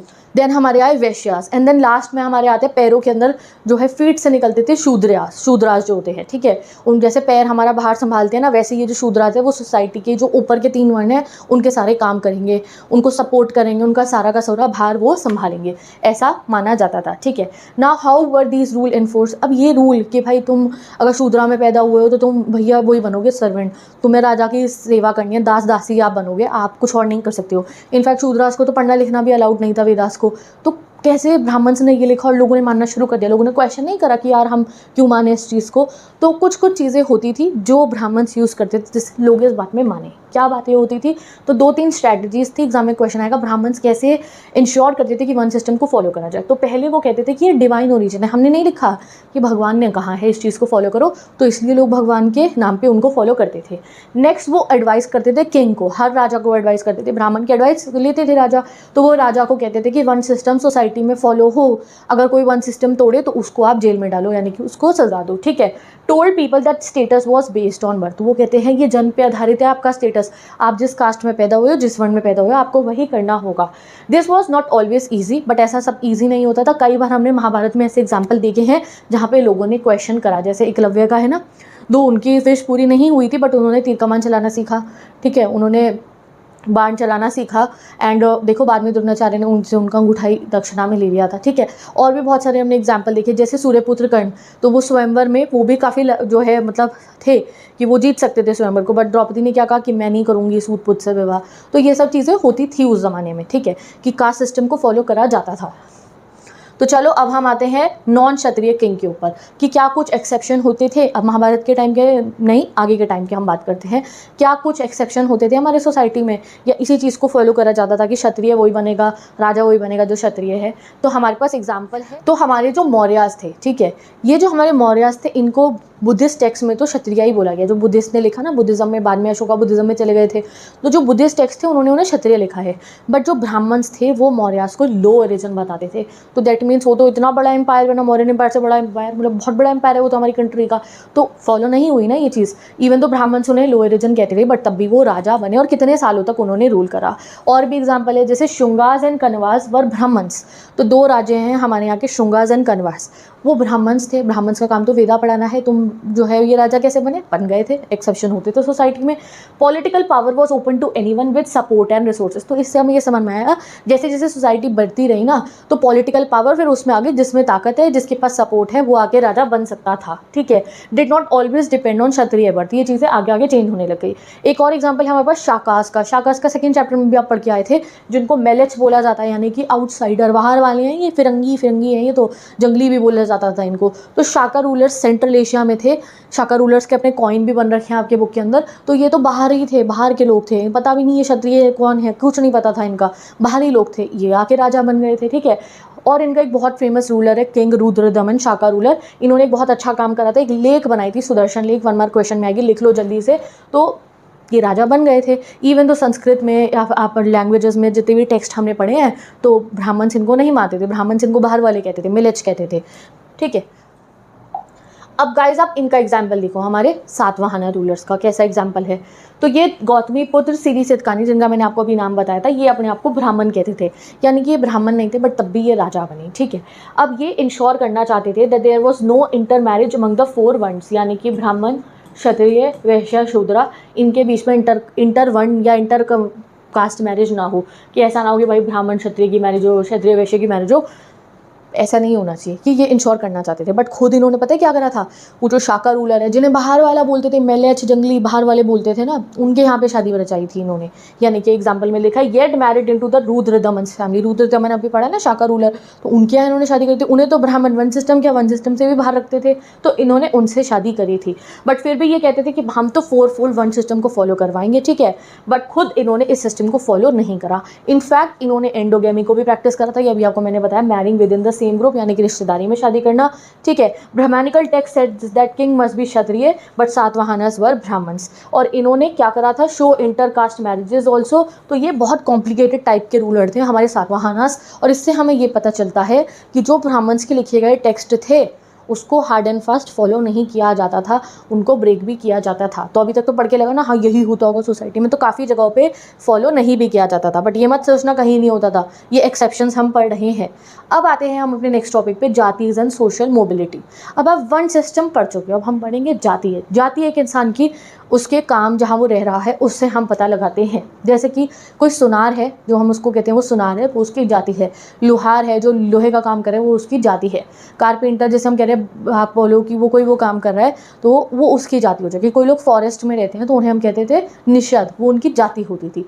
जैसे मछुआरे हैं जो मछली पकड़ते हैं, तो वो उनकी जाति होती थी। तो हमारी सोसाइटी के अंदर जो है 4 वंश तो बिल्कुल फिक्स्ड रहते थे, वर्ण तो 4 ही रहते थे, ब्राह्मण, क्षत्रिय, वैश्य, शूद्र, बट जाति फिक्स्ड नहीं होती थी। बहुत सारे लोग होते थे जिन्हें हम वंश सिस्टम में फिक्स ही नहीं कर सकते थे, तो उनको ब्राह्मण्स ने जाति में कंसिडर कर दिया। जैसे कुछ लोग हैं जो क्या कर रहे हैं, जो फॉरेस्ट में रह रहे हैं, अब उन्हें कौन से वंश सिस्टम में डाले, उन्हें क्षत्रिय बनाए, वैश्य बनाए, शूद्र बनाए। तो जो हमारे ब्राह्मण्स ने सोचा इनकी एक जाति अलग बना देते हैं। जो मछली पकड़ रहे हैं उनकी अलग जाति बना दी, जो वो गोल्ड की ज्वेलरी बना रहे हैं उनकी एक अलग जाति बना दी। तो अलग अलग जातीज बना दी गई। जातीज होती थी हमारी अनलिमिटेड, ठीक है, और इनकी अलग अलग ऑक्यूपेशन से इनकी जाति डिसाइड हो जाती थी। जो काम कर रहा होता था वो कहता था मैं इस जाति का हूँ, ठीक है। जैसे स्वर्णकार कहा जाता था गोल्ड बनाने वालों को, जो सुनार में कह रही हूँ, ठीक है। तो jatis with same occupation were organised into shrenis और गिल्ड। और जो सेम ऑक्यूपेशन के लोग होते थे, जैसे बहुत सारे स्वर्णकार हो गए, बहुत सारे सुनार हो गए, तो वो अपनी एक गिल्ड बना लेते थे, अपना यूनियन टाइप बना लेते थे, श्रेणी बन जाती थी। फिर उसको हम इंग्लिश में कहते थे श्रेणी, यानी कि संस्कृत में कहते थे ये इस श्रेणी के लोग हैं। दैट समझ में आ गया। अब आते हैं हम, what do inscription tell us about the social life of these people, कि क्या हमें अलग अलग जाति के लोगों के बारे में पता है या नहीं पता। तो इनके बारे में हमें ज़्यादा कोई नॉलेज नहीं बताई गई है। कुछ इंस्क्रिप्शन हमें स्टोन पे लिखी हुई मिली है।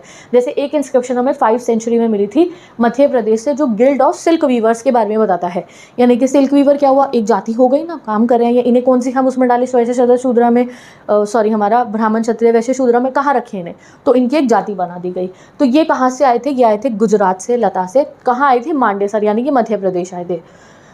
क्यों आए थे ये लोग, ये अपने बच्चों के साथ, अपनी फैमिली के साथ इसलिए आए थे क्योंकि इन्होंने सुना था कि मध्य प्रदेश का राजा तो बहुत अच्छा है।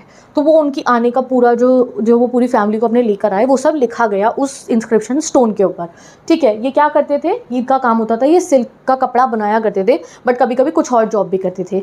ये गिल्ड मेंबर्स थे, जब ये वहाँ पे पहुँचे मध्य प्रदेश के अंदर, फिर इनके पास बहुत पैसा था, तो इन्होंने वो पैसे को अपना इन्वेस्ट करा कहाँ पे, इन्होंने एक टेम्पल बनवाया सन गॉड के लिए, ठीक है, यानी कि सन गॉड के लिए इन्होंने टेम्पल बनवाया। और they share more than one profession had collective decision. अब थे तो ये सिल्क वीवर्स की एक श्रेणी के ही लोग थे, बट कई बार ऐसा होता था कि कुछ और प्रोफेशन भी सिल्क वीवर्स होने के बावजूद ये लोग कर लेते थे। अब जैसे एक फार्मर है, उसका बेटा चाहे तो भाई बाहर पढ़ने जा सकता है ना आज के ज़माने में, तो तब भी ये होता था कि थे तो वो सिल्क वीवर ही, बट कुछ काम अलग अलग वो साथ में कर लेते थे।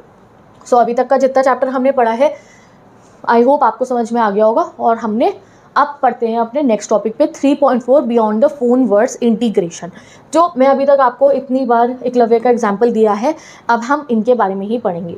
तो India has diverse population with different social practices. हमने देखा ना कितनी सोशल प्रैक्टिस डिफरेंट है, कहीं पे कुछ फॉलो होता था, कहीं पे कुछ फॉलो होता था, कहीं पे ब्राह्मण्स के नाम फॉलो होते थे, कहीं पे नहीं होते थे।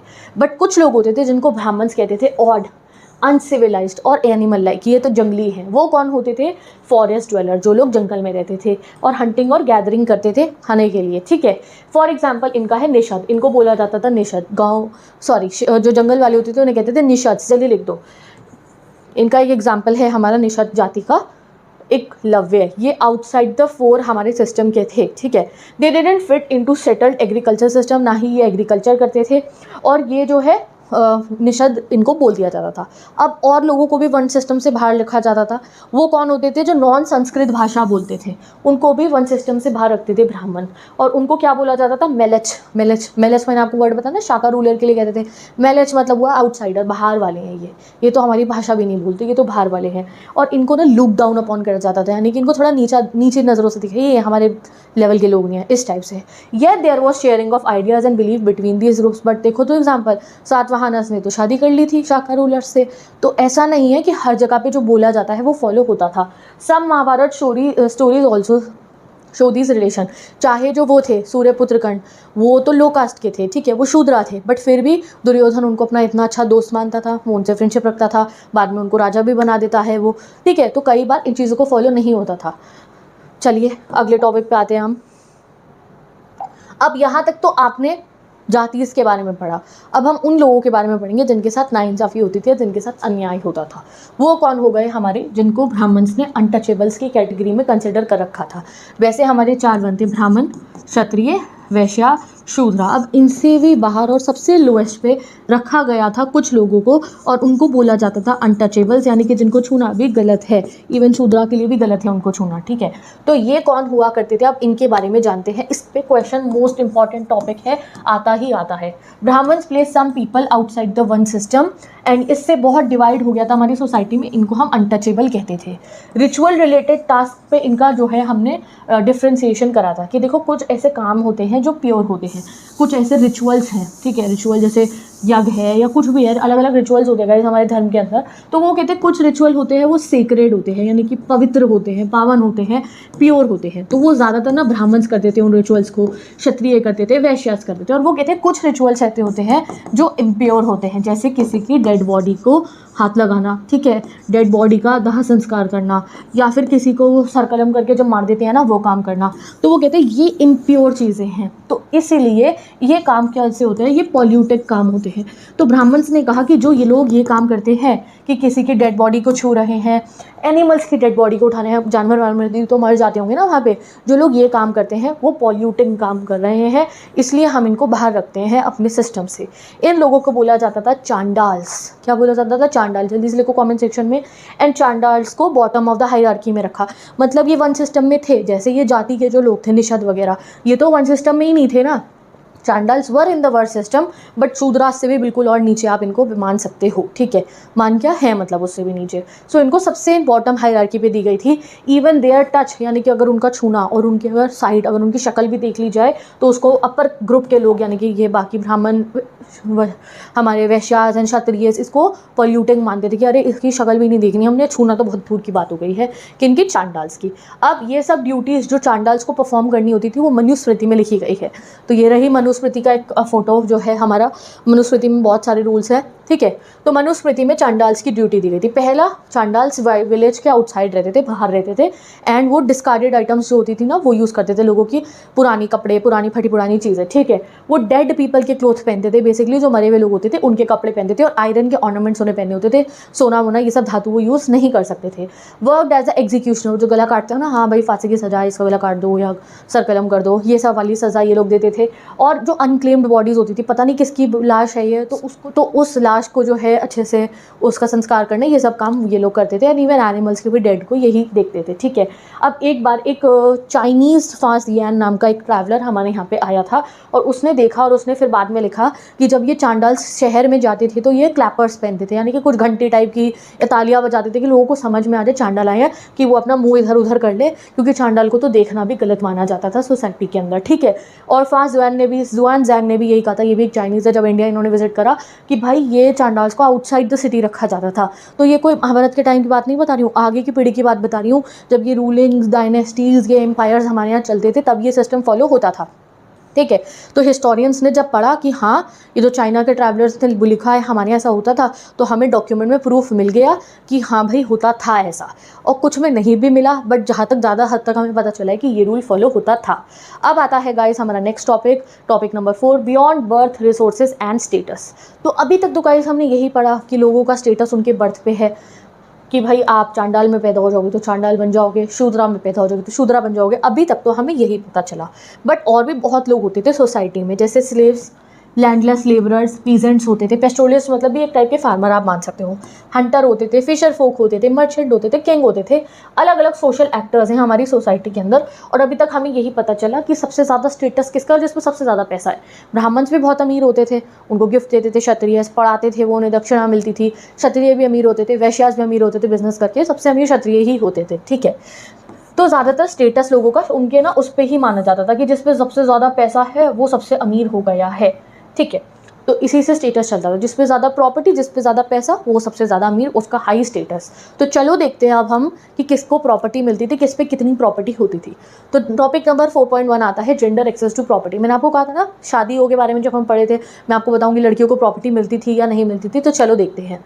तो महाभारत का एक सबसे की एपिसोड हमारा कौन सा है, जब वो गेम खेला जाता है जिसमें जो है वो जुआ खेलते हैं, और उसमें युधिष्ठिर क्या करते हैं, अपना सारी संपत्ति, अपना राज्य, इवन अपने भाई भी, एंड लास्ट में अपनी वाइफ द्रौपदी को जो है वहाँ पे जो है जुए के खेल में दांव पे लगा देते हैं। ठीक है, तो इससे क्या हुआ, एक क्वेश्चन उठा, और द्रौपदी ने भी ये क्वेश्चन करा था कि मैं कोई प्रॉपर्टी हूँ क्या जो आपने मेरे को जो है ऐसे यहाँ पे दांव पे लगा दिया है। ठीक है, तो ये एक क्वेश्चन उठा कि ऐसा कैसे कर सकता है कोई भी, और फिर वुमेन का क्या हक था, क्या वुमेन सिर्फ अपने हस्बैंड की संपत्ति है कि वो उसके साथ कुछ भी कर सकता है। तो ये क्वेश्चन सोसाइटी में उठने इस बात से शुरू हो गए थे कि इस टाइप से चीज़ें कैसे हो सकती है, वुमेन का क्या रोल है सोसाइटी में। तो फिर हमने पढ़ा और समझा कि भाई वुमेन का क्या रोल था सोसाइटी के अंदर। तो ओनरशिप इशू जो है धर्मशास्त्र में, धर्मसूत्रास में फिर क्लियर कर दिया गया कि भाई क्या है, औरत का क्या हक होता है।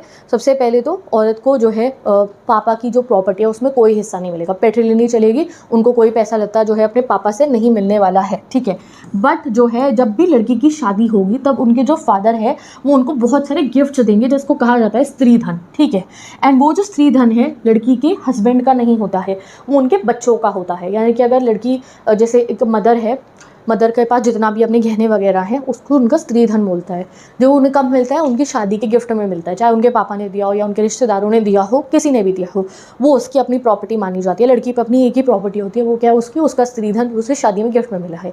अब वो जो उसका स्त्री धन है उस पर लिखा गया है कि उसके हस्बैंड का कोई हक नहीं है, वो नहीं कह सकता ये मुझे दे दे, मुझे इसको बेच के कुछ करना है, नहीं कहना चाहिए हस्बैंड को ऐसा। जो वो स्त्री धन है उसका वो किसके पास जाएगा, आगे उनके बच्चों के पास। यानी कि तुम्हारी मम्मी का जितना भी प्रॉपर्टी है अकॉर्डिंग टू वो जो है ब्राह्मण रूल्स, या जितनी भी चीज़ें हैं तो तुम्हारी मम्मी की है वो तुम्हारी है, पापा की नहीं है। ठीक है, बट ये भी लिखा गया था कि अगर हस्बैंड मांगे कि मुझे ज़रूरत है तो फिर लड़की को मना नहीं करना चाहिए, वो उसको दे देनी चाहिए। ठीक है, तो ये चीज़ें लिखी गई थी। तो ओनरशिप इशू को हमने धर्मशास्त्र से पढ़ लिया था, वुमेन की प्रॉपर्टी पे कोई क्लेम नहीं था। जैसे द्रौपदी के एपिसोड से हमें समझ में आया ना कि वुमेन को तो ये कह दिया गया कि वो सिर्फ हस्बैंड की प्रॉपर्टी है और उसको तो कोई हक ही नहीं था। तो वुमेन का हक एक होता था, वो है उसका स्त्री धन, जो उसे शादी के टाइम पर गिफ्ट में मिला करता था। ठीक है, और वो जो है अपने बच्चों के साथ शेयर कर सकती थी।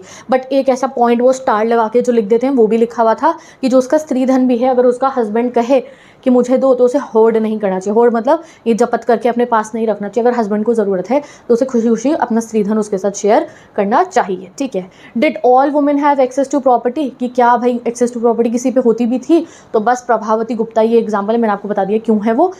सिर्फ वही एक एक्सेप्शन है, वटक्का रीजन की वो क्वीन थी, उनके पास ही एक्सेस टू प्रॉपर्टी थी क्योंकि उनके हस्बैंड की डेथ हो गई थी, तो तब उन्होंने राज्य को संभाला था, तो उन पर प्रॉपर्टी भी थी और उन्होंने लैंड ग्रांट्स भी करे थे। इनफैक्ट बहुत सारी अपर क्लास वुमेन जो होती हैं, जो बहुत क्षत्रियों के जो घराने की लेडीज़ आप मान लो, अपर कास्ट जो वुमेन होती थी, अब अमीर वैश्यास जो हो गई, जो बिजनेसमैन के हस्बैंड वाइफ हो गई, तो उन पर कई बार पैसा होता था, बहुत सारा प्रॉपर्टी होती थी उनके पास में। ये भी एग्जाम्पल हमने देखा है।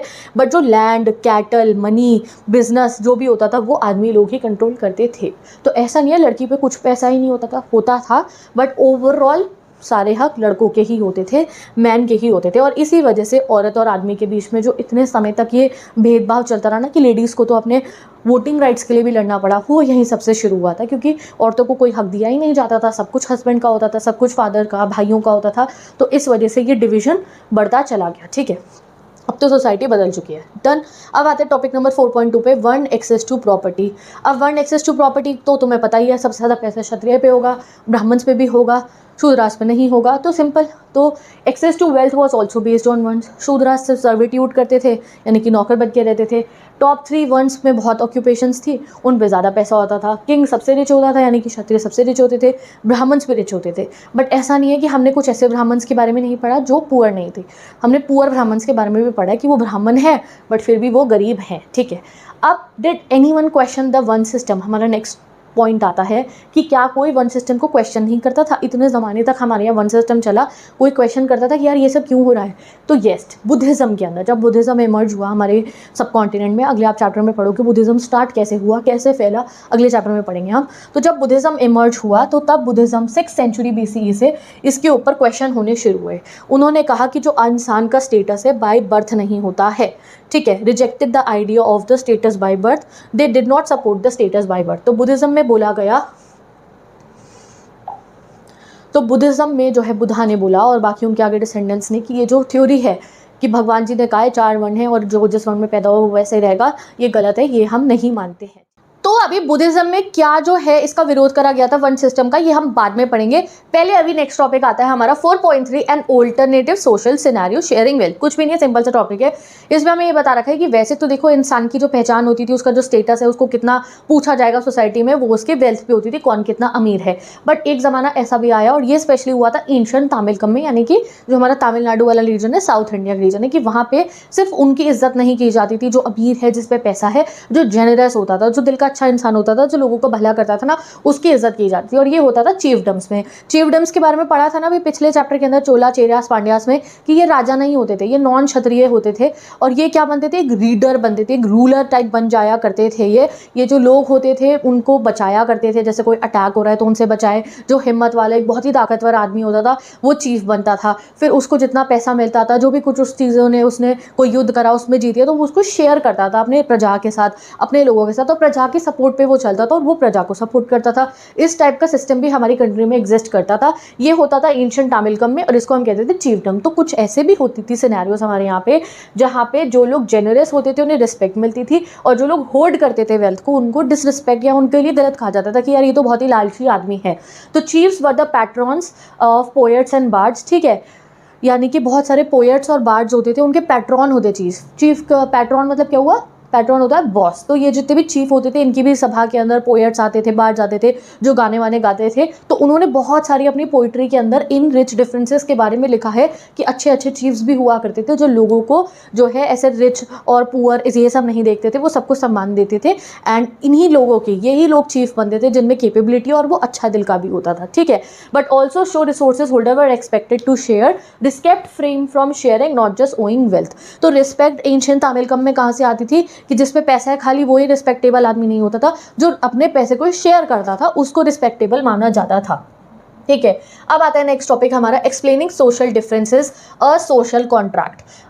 सोशल कॉन्ट्रैक्ट ये सब हम पॉलिटिकल साइंस में भी पढ़ते हैं, आगे ग्रेजुएशंस के अंदर भी। तो आज मैं आपको ये पढ़ाती हूँ छोटे से। देखो हमें हिस्ट्री की बुक में इतनी बड़ी थ्योरी, मतलब एक ऐसे पैराग्राफ में आपको बता रखी है।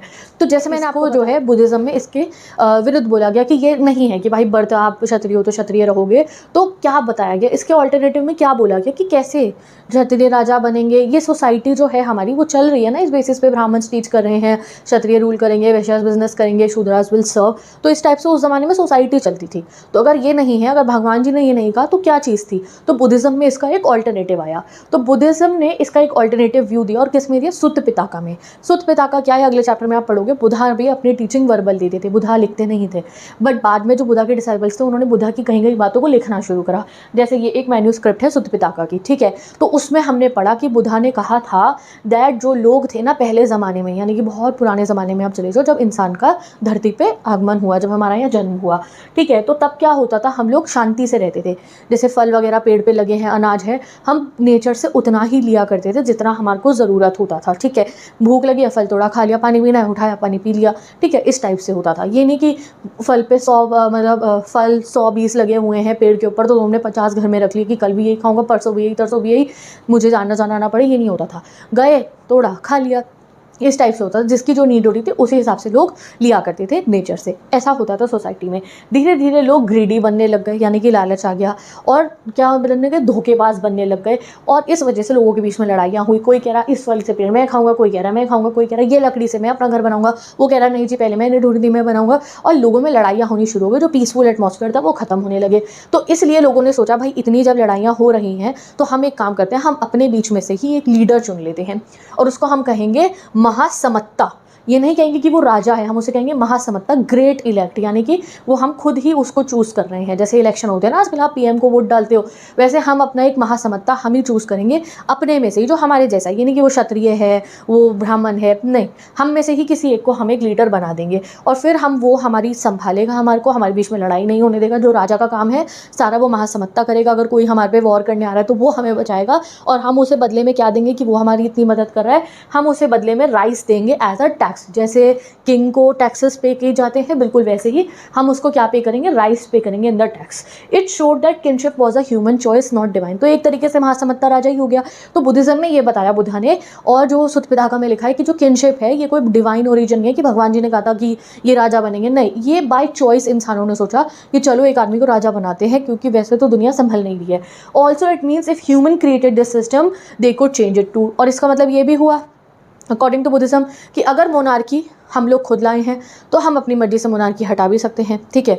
ये उसमें सजेस्ट हुआ और कहीं ना कहीं बाद में हमारे यहाँ यही हुआ, ठीक है। अब अगर आप देखो तो मोनार्की रूल एंड हो चुका है, now we have parliamentary form of government, presidential form of government, ठीक है।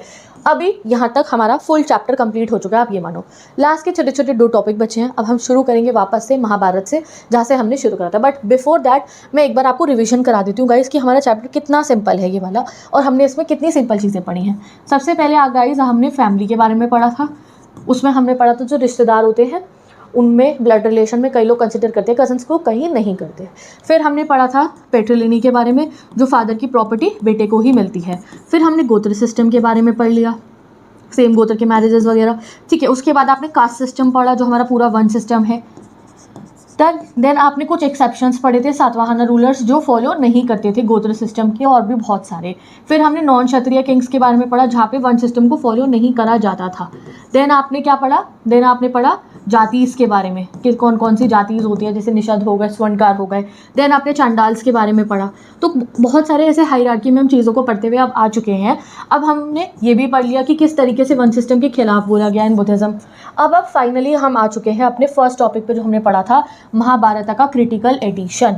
तो अब हम जानेंगे वापस से कि महाभारत का क्रिटिकल एडिशन जब बनाया गया था, उसमें महाभारत का जो टेक्स्ट था उसे कैसे हैंडल करा गया था, क्योंकि इतनी मैन्यूस्क्रिप्ट्स मिली थी, इतनी मैन्यूस्क्रिप्ट मिली थी, उस सबको कैसे उन्होंने, हमारे हिस्टोरियन ने एक बुक में बनाया, ठीक है। तो हिस्टोरियंस ने बहुत सारे एस्पेक्ट को चेक करा था एंशिएंट टेक्स्ट को चेक करते हुए, ठीक है। जैसे उन्होंने सबसे पहले लैंग्वेज देखी। ये एग्जाम में क्वेश्चन जो लॉन्ग आते हैं ना 8-9 नंबर वाले, वो यहाँ से आते हैं, और मैंने आंसर फॉर्म में यहाँ लिख दिया है। सबसे पहले उन्होंने लैंग्वेज देखी कि वो प्राकृत में है, पाली में है, या फिर तमिल भाषा के अंदर है, या फिर संस्कृत भाषा के अंदर है, जो प्रीस्ट और एलाइट्स बोलते थे। और प्राकृत, पाली और तमिल कौन बोलते थे, कॉमन पीपल। जल्दी से कमेंट सेक्शन में ये लर्न करके लिख दो, ये एग्जाम में आएगा, 1 मार्कर है। Then they study the type of the text. फिर वो देखते थे कि ये जो मैन्यूस्क्रिप्ट में लिखा है वो टाइप क्या, ये मंत्रा है जो चैंट करा जाता है रिचुअल्स में, या ये कोई स्टोरी है, यानी कि कोई स्टोरी बताई जा रही है। जैसे कि लाक्षागृह जो महाभारत में हुआ था, वो एक स्टोरी थी कि कैसे लाख का घर बनाया गया था, और मंत्रास अलग अलग बहुत सारे लिखे होते थे, ठीक है। They try to know about the authors का पर्सपेक्टिव, जिस ऑथर ने लिखा है वो महाभारत के अंदर, उसका भी पर्सपेक्टिव जानते थे। क्या पता कोई एक ऐसी महाभारत हो जो किसी ऐसे इंसान ने लिखी हो जो आप मानो कि उसकी बिलीफ कुछ और हो, तो वो थोड़ा उस स्टोरी को अपने हिसाब से मोड़ देगा, ठीक है। सेम स्टोरी को ही लोग जब अपने हिसाब से लिखते हैं ना, तो वो थोड़ा सा उसको डिफरेंट लुक देने लगते हैं। They also try to find the date and place of composition, कौन सी डेट पे कहाँ कंपोज करी गई। क्योंकि देखो हमारी महाभारत के साथ क्या हुआ है कि ये तो सदियों से हमारे इंडिया के अंदर एंड हमारे पूरे सब कॉन्टिनेंट में सुनाई जाती थी। फिर धीरे धीरे जब राइटिंग सिस्टम डेवलप हुआ, जब राजा महाराजाओं का सिस्टम शुरू हुआ, तो महाराजाओं ने क्या करना शुरू करा, उन्होंने अपने उनको बोला राइटर्स को कि आप महाभारत लिखो, ठीक है। तो ऑल ओवर इंडिया जब हमारा प्रॉस्परस हो गया, इतनी हमारी कंट्री राज्य बनने लग गए, तब अलग अलग जगहों पर ब्राह्मण्स ने महाभारत को लिखा, और भी लोगों ने लिखा, कभी किसी लैंग्वेज में, कॉमन लोगों ने भी लिखा, कभी किसी लैंग्वेज में। तो हमारे को जब 1919 में जब हमको बनाने को मिला क्रिटिकल एडिशन हमारे महाभारत का, ठीक है, तो तब हमें काफ़ी सारी चीज़ों को देखना पड़ा था, ठीक है। तो after all this they study the content to understand the historical value. तो एक एक महाभारत को उन्होंने पढ़ा, तभी तो 47 ईयर लगे थे, एंड इससे ज़्यादा चैलेंजेस टास्क शायद ही कोई था, ठीक है। अब आते हैं नेक्स्ट टॉपिक पे, लैंग्वेज एंड कंटेंट, ठीक है। तो महाभारत की लैंग्वेज और कंटेंट के ऊपर हम बात करते हैं। तो महाभारत की मेनली लैंग्वेज संस्कृत है, बट अदर लैंग्वेज के वर्जन्स भी हमारे पास है। जो संस्कृत है वो सिंपल है रैदर देन ऑफ वेदास और प्रशस्तीस। जो वेदास की संस्कृत है ना, जैसे ऋग्वेद है हमारा, और भी जितने वेद हैं, उनकी संस्कृत से आसान संस्कृत महाभारत में यूज़ करी गई है, और जो प्रशस्तीस में होती थी उनसे भी आसान। So it was probably understood by more people, इसलिए लोग उसे पढ़ के समझ जाया करते थे, ठीक है। Historians divided the content into 2 parts. जो भी कॉन्टेंट है हमारे महाभारत का, हमने उसे 2 पार्ट में डिवाइड करा है। एक नैरेटिव जहाँ पे सेक्शंस होते थे स्टोरी के, जहाँ पे स्टोरी बताई जा रही है, जैसे द्रौपदी का चीन हरण की कहानी पूरी उसमें सुनाई गई, ठीक है। एंड दूसरा होता था डायडेटिक पार्ट। डायडेटिक पार्ट में क्या होता था, सेक्शंस में सोशल एंड मॉरल एडवाइस, जिसमें एडवाइस दी जाती थी लोगों को कि आपको ये बातें फॉलो करनी है, ये ऐसे आपको धर्म करना चाहिए। जैसे जो हमारे महाराज युधिष्ठिर थे, ठीक है, वो काफ़ी धर्म की बातें करते थे, तो वो डायडेटिक पोर्शन में आ जाएगा आपका। द्रोणाचार्य की कोई टीचिंग हो गई जो उसमें वो कुछ समझा रहे हैं, भीष्म पितामह की कोई टीचिंग हो गई, या कोई भी ऐसी कोई टीचिंग हो गई, कोई ऋषि की कह गई बात लिखी है, तो वो डायडेटिक पोर्शन में आती थी, ठीक है। But the line is not strict, but ऐसा नहीं है कि कोई स्ट्रिक्ट लाइन है कि भाई यहाँ पे लिखा ये एडवाइस है, ये नॉर्म है और ये कहानियाँ नहीं। कहानियों के बीच में ही प्रवचन दिए जाते थे, समझे। डायडेटिक हो गया प्रवचन, ऐसी बातें जो हमें माननी चाहिए, रूल्स रेगुलेशन नॉर्म सोसाइटी में रहने के, एडवाइजेस प्रथाएं हमारी। तो ये नहीं था कि अलग एक बॉक्स बना रखा है कि ये है, नहीं, विद इन द स्टोरी ही जो बातें हमें माननी चाहिए बोल दी जाती थी, ठीक है। Sometimes narrative parts included moral messages, और कई बार डायडेटिक पार्ट्स में यानी कि कोई प्रवचन है वो स्टोरी के रूप में आपको समझाया जाता था। तो most historians believe main purpose was to be powerful and emotional story. तो मोस्ट हिस्टोरियन ये बिलीव करते हैं कि जो हमारी महाभारत लिखी गई, अब इसको स्टोरी लिखा जाता है तो मतलब ये नहीं है कि हम इसको स्टोरी समझेंगे, it is the real truth जो हमारे जो है कंट्री में हुआ, ठीक है, महाभारत का युद्ध, ठीक है। बट अगर हम हिस्ट्री के पर्सपेक्टिव से देखें तो हमें एविडेंस पे चलना होता है, और यहाँ लिखा है कि इतनी ज़्यादा पावरफुल स्टोरी है ये और बहुत ही ज़्यादा इमोशनल है। ये नहीं कि आप पढ़ोगे आप इसे स्टोरी की तरह, you will connect with the story, ठीक है। चलो अब आगे चलते हैं हम पढ़ने, ठीक है। Was the Mahabharata based on the real world, ठीक है। तो कुछ ना हिस्टोरियंस को ये भी लगता है, ये मैंने लाइन यहाँ नहीं पढ़ी, कि जो डायडेटिक पोर्शन है यानी कि जो एडवाइजेज हैं वो बाद में ऐड करी होंगी। बट बाद में कैसे ऐड करी होंगी खुद सोचो, जब स्टोरी के बीच में ही एडवाइस दी जाती थी। चलो, was the Mahabharata based on the real war, अगर हमारे क्वेश्चन सोचा जाए तो क्या ये सच था, क्या प्रूफ है कि महाभारत हुआ था। तो देखो, महाभारत इज कॉल्ड इतिहास। इतिहास मतलब क्या होता है, ऐसा हुआ था, दस इट वॉज। हिस्ट्री मतलब क्या होता है, ऐसा हुआ था। इतिहास हम हिंदी में कहते हैं ना, दस इट वॉज, ऐसा हुआ था। तो हिस्टोरियंस को अभी श्योरिटी नहीं है कि एपिक सच्ची में हुई थी नहीं हुई थी, यानी कि वॉर सच्ची में हुआ था या नहीं हुआ था। चाहे कुरुक्षेत्र की धरती लाल है, ठीक है, फिर भी इन्हें लगता है कि शायद नहीं हुआ था। Some believe it preserve the memory of a real family conflict. कुछ लोग कहते हैं कि हाँ सच में हुआ था। अदर सेज कि कोई एविडेंस तो हमें नहीं मिला इसे प्रूव करने के लिए। अब आता है हमारा next topic 6.2 authors and date. Mahabharata किसने लिखी, अब बात ये होगी। नेक्स्ट टॉपिक आता है हमारा गाइज ऑथर्स एंड डेट। अब बात होती है महाभारत लिखी किसने। तो फर्स्ट तो हमें पता है हमारे गणेश जी ने महाभारत लिखी थी। ये देखो बुक में भी फोटो दे रखी है, ये देखो आप यहाँ पे, ये देखो इस तरीके से ना महाभारत के इतने वर्जन थे। ये जो वर्जन है ये एक अरेबिक वर्जन है महाभारत का, ठीक है। यहाँ पे देखो गणेश जी है और गणेश जी को जो है वो महाभारत लिखने वाले हैं। तो गणेश जी ने महाभारत हमारी लिखी थी एंड जो है वेद व्यास जी ने उन्हें बताई थी। तो ये देखो illustration from a Persian translation of Mahabharata 1740 में। तो देखो पर्शिया के अंदर भी हमारी संस्कृत वाली महाभारत का ट्रांसलेशन होकर लिखा हुआ है। ये देखो आप यहाँ पे अरेबिक लैंग्वेज में लिखा हुआ है। तो हर जगह पे हमारे महाभारत को पढ़ा जाता था, अभी पढ़ा जाता है। There are so many translation. तो अभी हम बात करेंगे जो रियल हमारी महाभारत है, मतलब गणेश जी ने तो लिखी थी पता है हमारे को, बट बाद में जो अभी हमारे पास प्रेजेंट फॉर्म में रिटर्न में वो लिखनी किसने शुरू करी। तो मैनी फेजेस लगे थे, कोई एक सिंगल ऑथर है नहीं हमारी महाभारत का, ठीक है। सबसे पहले ये स्टोरी सुनाई जाती थी बाय द चैरिटर बार्ड्स, यानी कि जो लोग जो है रथ चलाते थे ना, समझ लो आप सुतार्स कहते हैं उनको, जो लोग रथ चला रहे हैं, जो लोग वॉर पे गए हैं, वॉर के टाइम पे, तो वो देखते थे ना अपने सामने वॉर कैसा हो रहा है, तो उनको चैरिटर बार्ड्स कहते थे हम। वो जो है जाते थे साथ में और वो पूरे वॉर को देखते थे, फिर वो आगे लोगों को सुनाते थे वॉर में ऐसा हुआ, वॉर में ऐसा हुआ। कोई वीडियो थोड़ी बन रही थी वहाँ पे, तो वो लोग जाते थे रिकॉर्ड करने के लिए वॉर को। They sang heroic tales of kshatriyas on the battlefield. फिर वो आगे उसकी पोएम टाइप में बना के जो है गाय के सुनाते थे लोगों को कि हमारे किंग ने ये करा, हमारे किंग ने ये करा। तो देवर मेनली ओरल कॉम्पोजिशन, तो सारी ओरल कॉम्पोजिशन थी। बट 5th सेंचुरी BCE से, यानी कि 5 सेंचुरी BCE से ब्राह्मण्स ने सोचा कि अब हम इसको लिखना शुरू करेंगे, ठीक है। और कब शुरू करा उन्होंने, जब कुरु एंड पांचाल, मेनली ये पूरा का पूरा कहाँ पे युद्ध हुआ था, कौरवज और पांडवास के बीच में हुआ था ना। तो ये कुरु क्लैन, जो कुरु किंगडम था हमारा वहाँ पे, और पांचाल जहाँ से द्रौपदी थी, इन किंगडम की बात हो रही है यहाँ पे, ठीक है। तो ये पूरा का पूरा जब यहाँ के महाजनपद होने लगे ना, जनपद बनने लगे, यहाँ के राजा अमीर होने लगे, उन पर पैसा है, तो उन्हें पता था ये तो हमारे पूर्वजों की कहानी है, तो ये तो सिर्फ बोली जाती है, आगे लोग कैसे याद रखेंगे। तो उन्होंने इन्हें लिखवाना शुरू करवाया बिटवीन 200 BCE से 200 CE। फिर हमारे यहाँ पे गाइस विष्णु जी की जो पूजा है वो भी बहुत शुरू हो गई। और जो हमारी महाभारत के एक प्रिंसिपल कैरेक्टर है कृष्ण जी, वो तो विष्णु जी के ही अवतार हैं। तो इसलिए और ज़्यादा फिर महाभारत को लोगों ने लिखना शुरू करा, क्योंकि वहाँ पे कृष्ण जी का इतना कुछ हमें जानने को मिलता है, तो और लोगों ने उसको लिखना शुरू कर दिया। बिटवीन 200 से 400 CE डायडेक्टिक सेक्शन जैसे मानुस्मृति जैसे ऐड हुए। तो वो जो एडवाइजेज है ना, जैसे हमारी गीता है, पूरी की पूरी गीता में भी तो एडवाइस है। गीता कब सुनाई गई थी? महाभारत में ही तो सुनाई थी हमारे जो है अर्जुन को, कृष्ण जी ने। तो भागवत गीता में भी तो कितनी सारी हमारी सोसाइटी के नॉर्म्स एंड हमें क्या क्या चीज़ें माननी चाहिए लिखा है।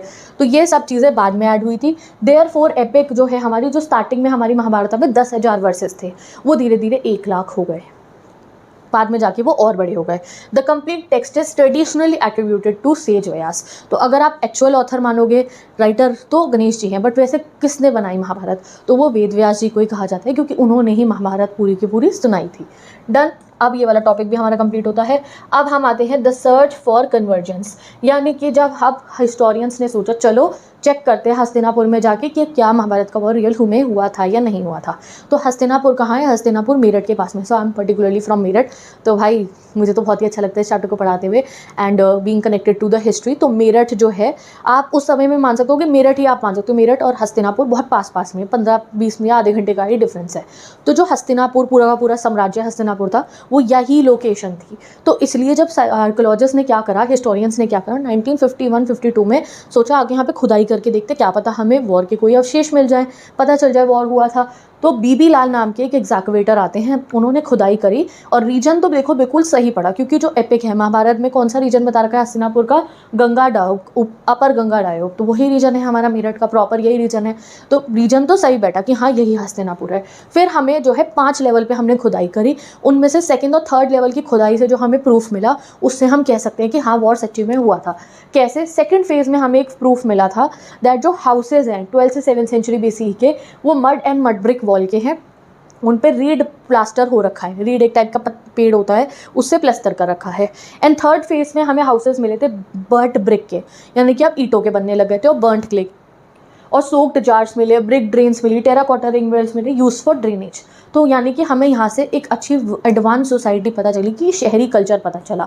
और यही अब भाई ये जो एविडेंस इन्हें मिले कि सिंपल टाइप के शहर के और कुछ गांव लेवल के एविडेंस इनको मिले, तो हिस्टोरियंस ने अब ये कहना शुरू करा कि भाई ये तो मैच नहीं करा है महाभारत से, क्योंकि महाभारत में जो हस्तिनापुर को दिखाया, रॉयल गेट्स, ग्रैंड गार्डन्स, बड़े बड़े महल, ये सब चीज़ें हमारी महाभारत में गिवन है, और खुदाई में तो प्रूफ में ये सब नहीं मिला। तो फिर उन्होंने कहा कि यार क्या नहीं हुई थी महाभारत ये, या फिर उन्होंने फिर ये सोचा बाद में कि शायद ये जो सिटी की इतनी लैविश जो है पूरा डिस्क्रिप्शन दिया गया, वो जो राइटर्स हैं उनकी इमेजिनेशन है, और उन्होंने बाद में इस चीज़ को ऐड करा। यानी कि जैसे जैसे लोग, महाभारत तो पहले बोली जाती थी ना, फिर जब लोगों ने लिखनी शुरू करी तो उन्होंने अपनी मनमर्जी से चीज़ें उसमें अपनी इमेजिनेशन से, जैसे हर एक स्टोरी राइटर अपनी इमेजिनेशन से करता है, वो उन्होंने ऐड करनी उसमें शुरू कर दी। तो गाइज अभी देखो यहाँ पे तुम्हें थोड़ी चीज़ें अजीब लगेंगी, ठीक है? अगर हम अपनी स्पिरिचुअल बिलीफ पे चले तो वी नो क्या हुआ था, कैसा है हमारा, हम अपने बिलीव रखते हैं, बट यहाँ पे हम हिस्ट्री के पॉइंट ऑफ व्यू से पढ़ें तो हिस्टोरियन जब बैठते हैं ना, तो उन्हें हर चीज़ का प्रूफ चाहिए होता है, ठीक है?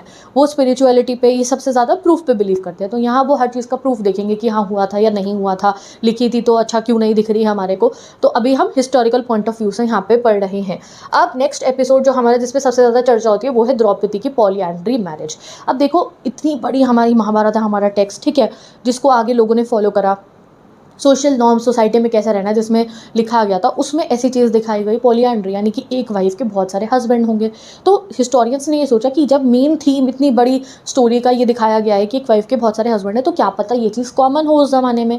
बट देन कुछ ने कहा कि कॉमन कैसे हो सकती है, क्योंकि द्रौपदी के पॉलीएंड्री विवाह के बहुत सारे एक्सक्यूज दिए गए कि उन्हें इसलिए करना पड़ा, इसलिए करना पड़ा। जैसे पहली बात हमें बता रखी है कि रीज़न क्या था उन्हें का, कि जब स्वयंवर के बाद में अर्जुन की और द्रौपदी की शादी होती है, वो वापस आते हैं और कुंती माता जो है खाना बना रही होती है, तो वो कहते हैं देखो कौन आया है, हम क्या लाए हैं, तो वो कहती है पांचों आपस में बांट लो भाई।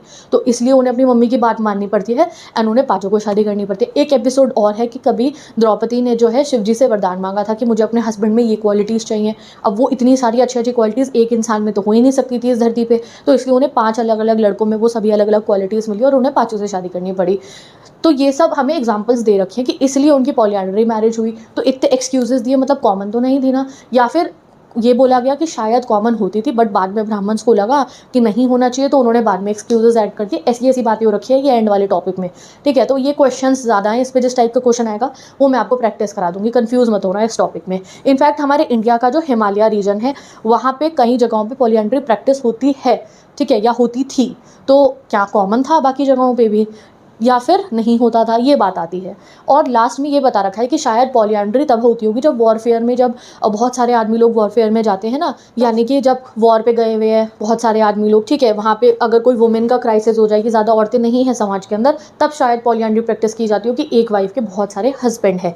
अदरवाइज ये चीज़ को नहीं माना गया कि नॉर्मली में ये चीज़ होती होगी हमारी कंट्री के अंदर कि पॉलीएंड्री प्रैक्टिस होती है। और यही चीज़ हमें समझ में आती है एक्सक्यूजेस देख के जो गिवन है कि इस वजह से पॉलीएंड्री मैरिज हुई, इस वजह से पॉलीएंड्री मैरिज हुई, that it was not a common practice. कुछ हिस्टोरियंस कहते हैं क्या पता कॉमन हो, बाद में ब्राह्मण्स को सही ना लगा हो तो उन्होंने ये सब एक्सक्यूजेस ऐड कर दिए। चलिए अब हमारा चैप्टर खत्म होता है, लास्ट टॉपिक पे आते हैं, अ डायनामिक टेक्स्ट। देखो ये कितनी प्यारी सी फोटो दे रखी है यहाँ पे कृष्ण जी की और अर्जुना की, ठीक है।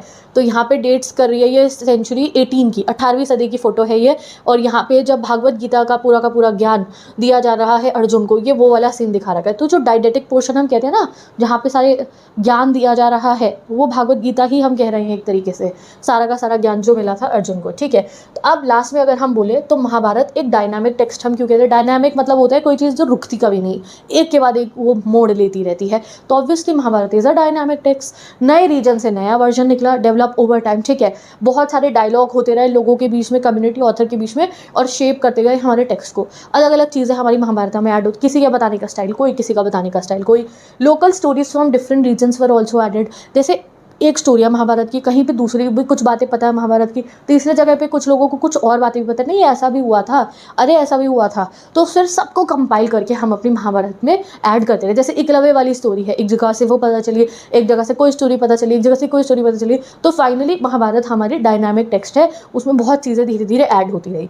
बट सेंट्रल स्टोरी जो है आज भी वही है, कौरवास एंड पांडवास के युद्ध के बारे में, और द्रौपदी का जो अपमान हुआ उसका बदला लिया गया उसके बारे में। सेंट्रल स्टोरी वही रहती है हमारी। बस आज के समय पे भी जैसे आप कोई शो चलते हैं, हमारे कितने शोज़ बन चुके हैं महाभारत में ही, सब अलग अलग तरीके से दिखाए जाते हैं ना। आजकल हम शो में कर रहे हैं, पहले लिखा जाता था। तो करेक्टर्स वही है, स्टोरी वही है, बट डायनामिक टेक्स्ट इसलिए क्योंकि हर बार जब इसे पोर्ट्रे करा जाता है तो कुछ अलग अंदाज में करा जाता है। This epic kept growing and evolving through centuries, इसलिए हमारी जो महाभारत एपिक है वो ग्रो कर रही है और इवॉल्व कर रही है। अब लास्ट में जो ब्लू बॉक्स आपको दे रखा है, मैं आपको पढ़ा देती हूँ क्योंकि मैं कुछ भी चीज़ें लीव नहीं करती हूँ। यहाँ पे पता है आपको, ये ब्लू बॉक्स जो एंड में ब्लू कलर से लिखा हुआ है बुक के अंदर, वो आप नहीं भी पढ़ो तो कोई बात नहीं। उसमें लिखा है कि लोग अपने पास से भी महाभारत के ना कुछ एक्सप्लेनेशन बनाते रहते हैं।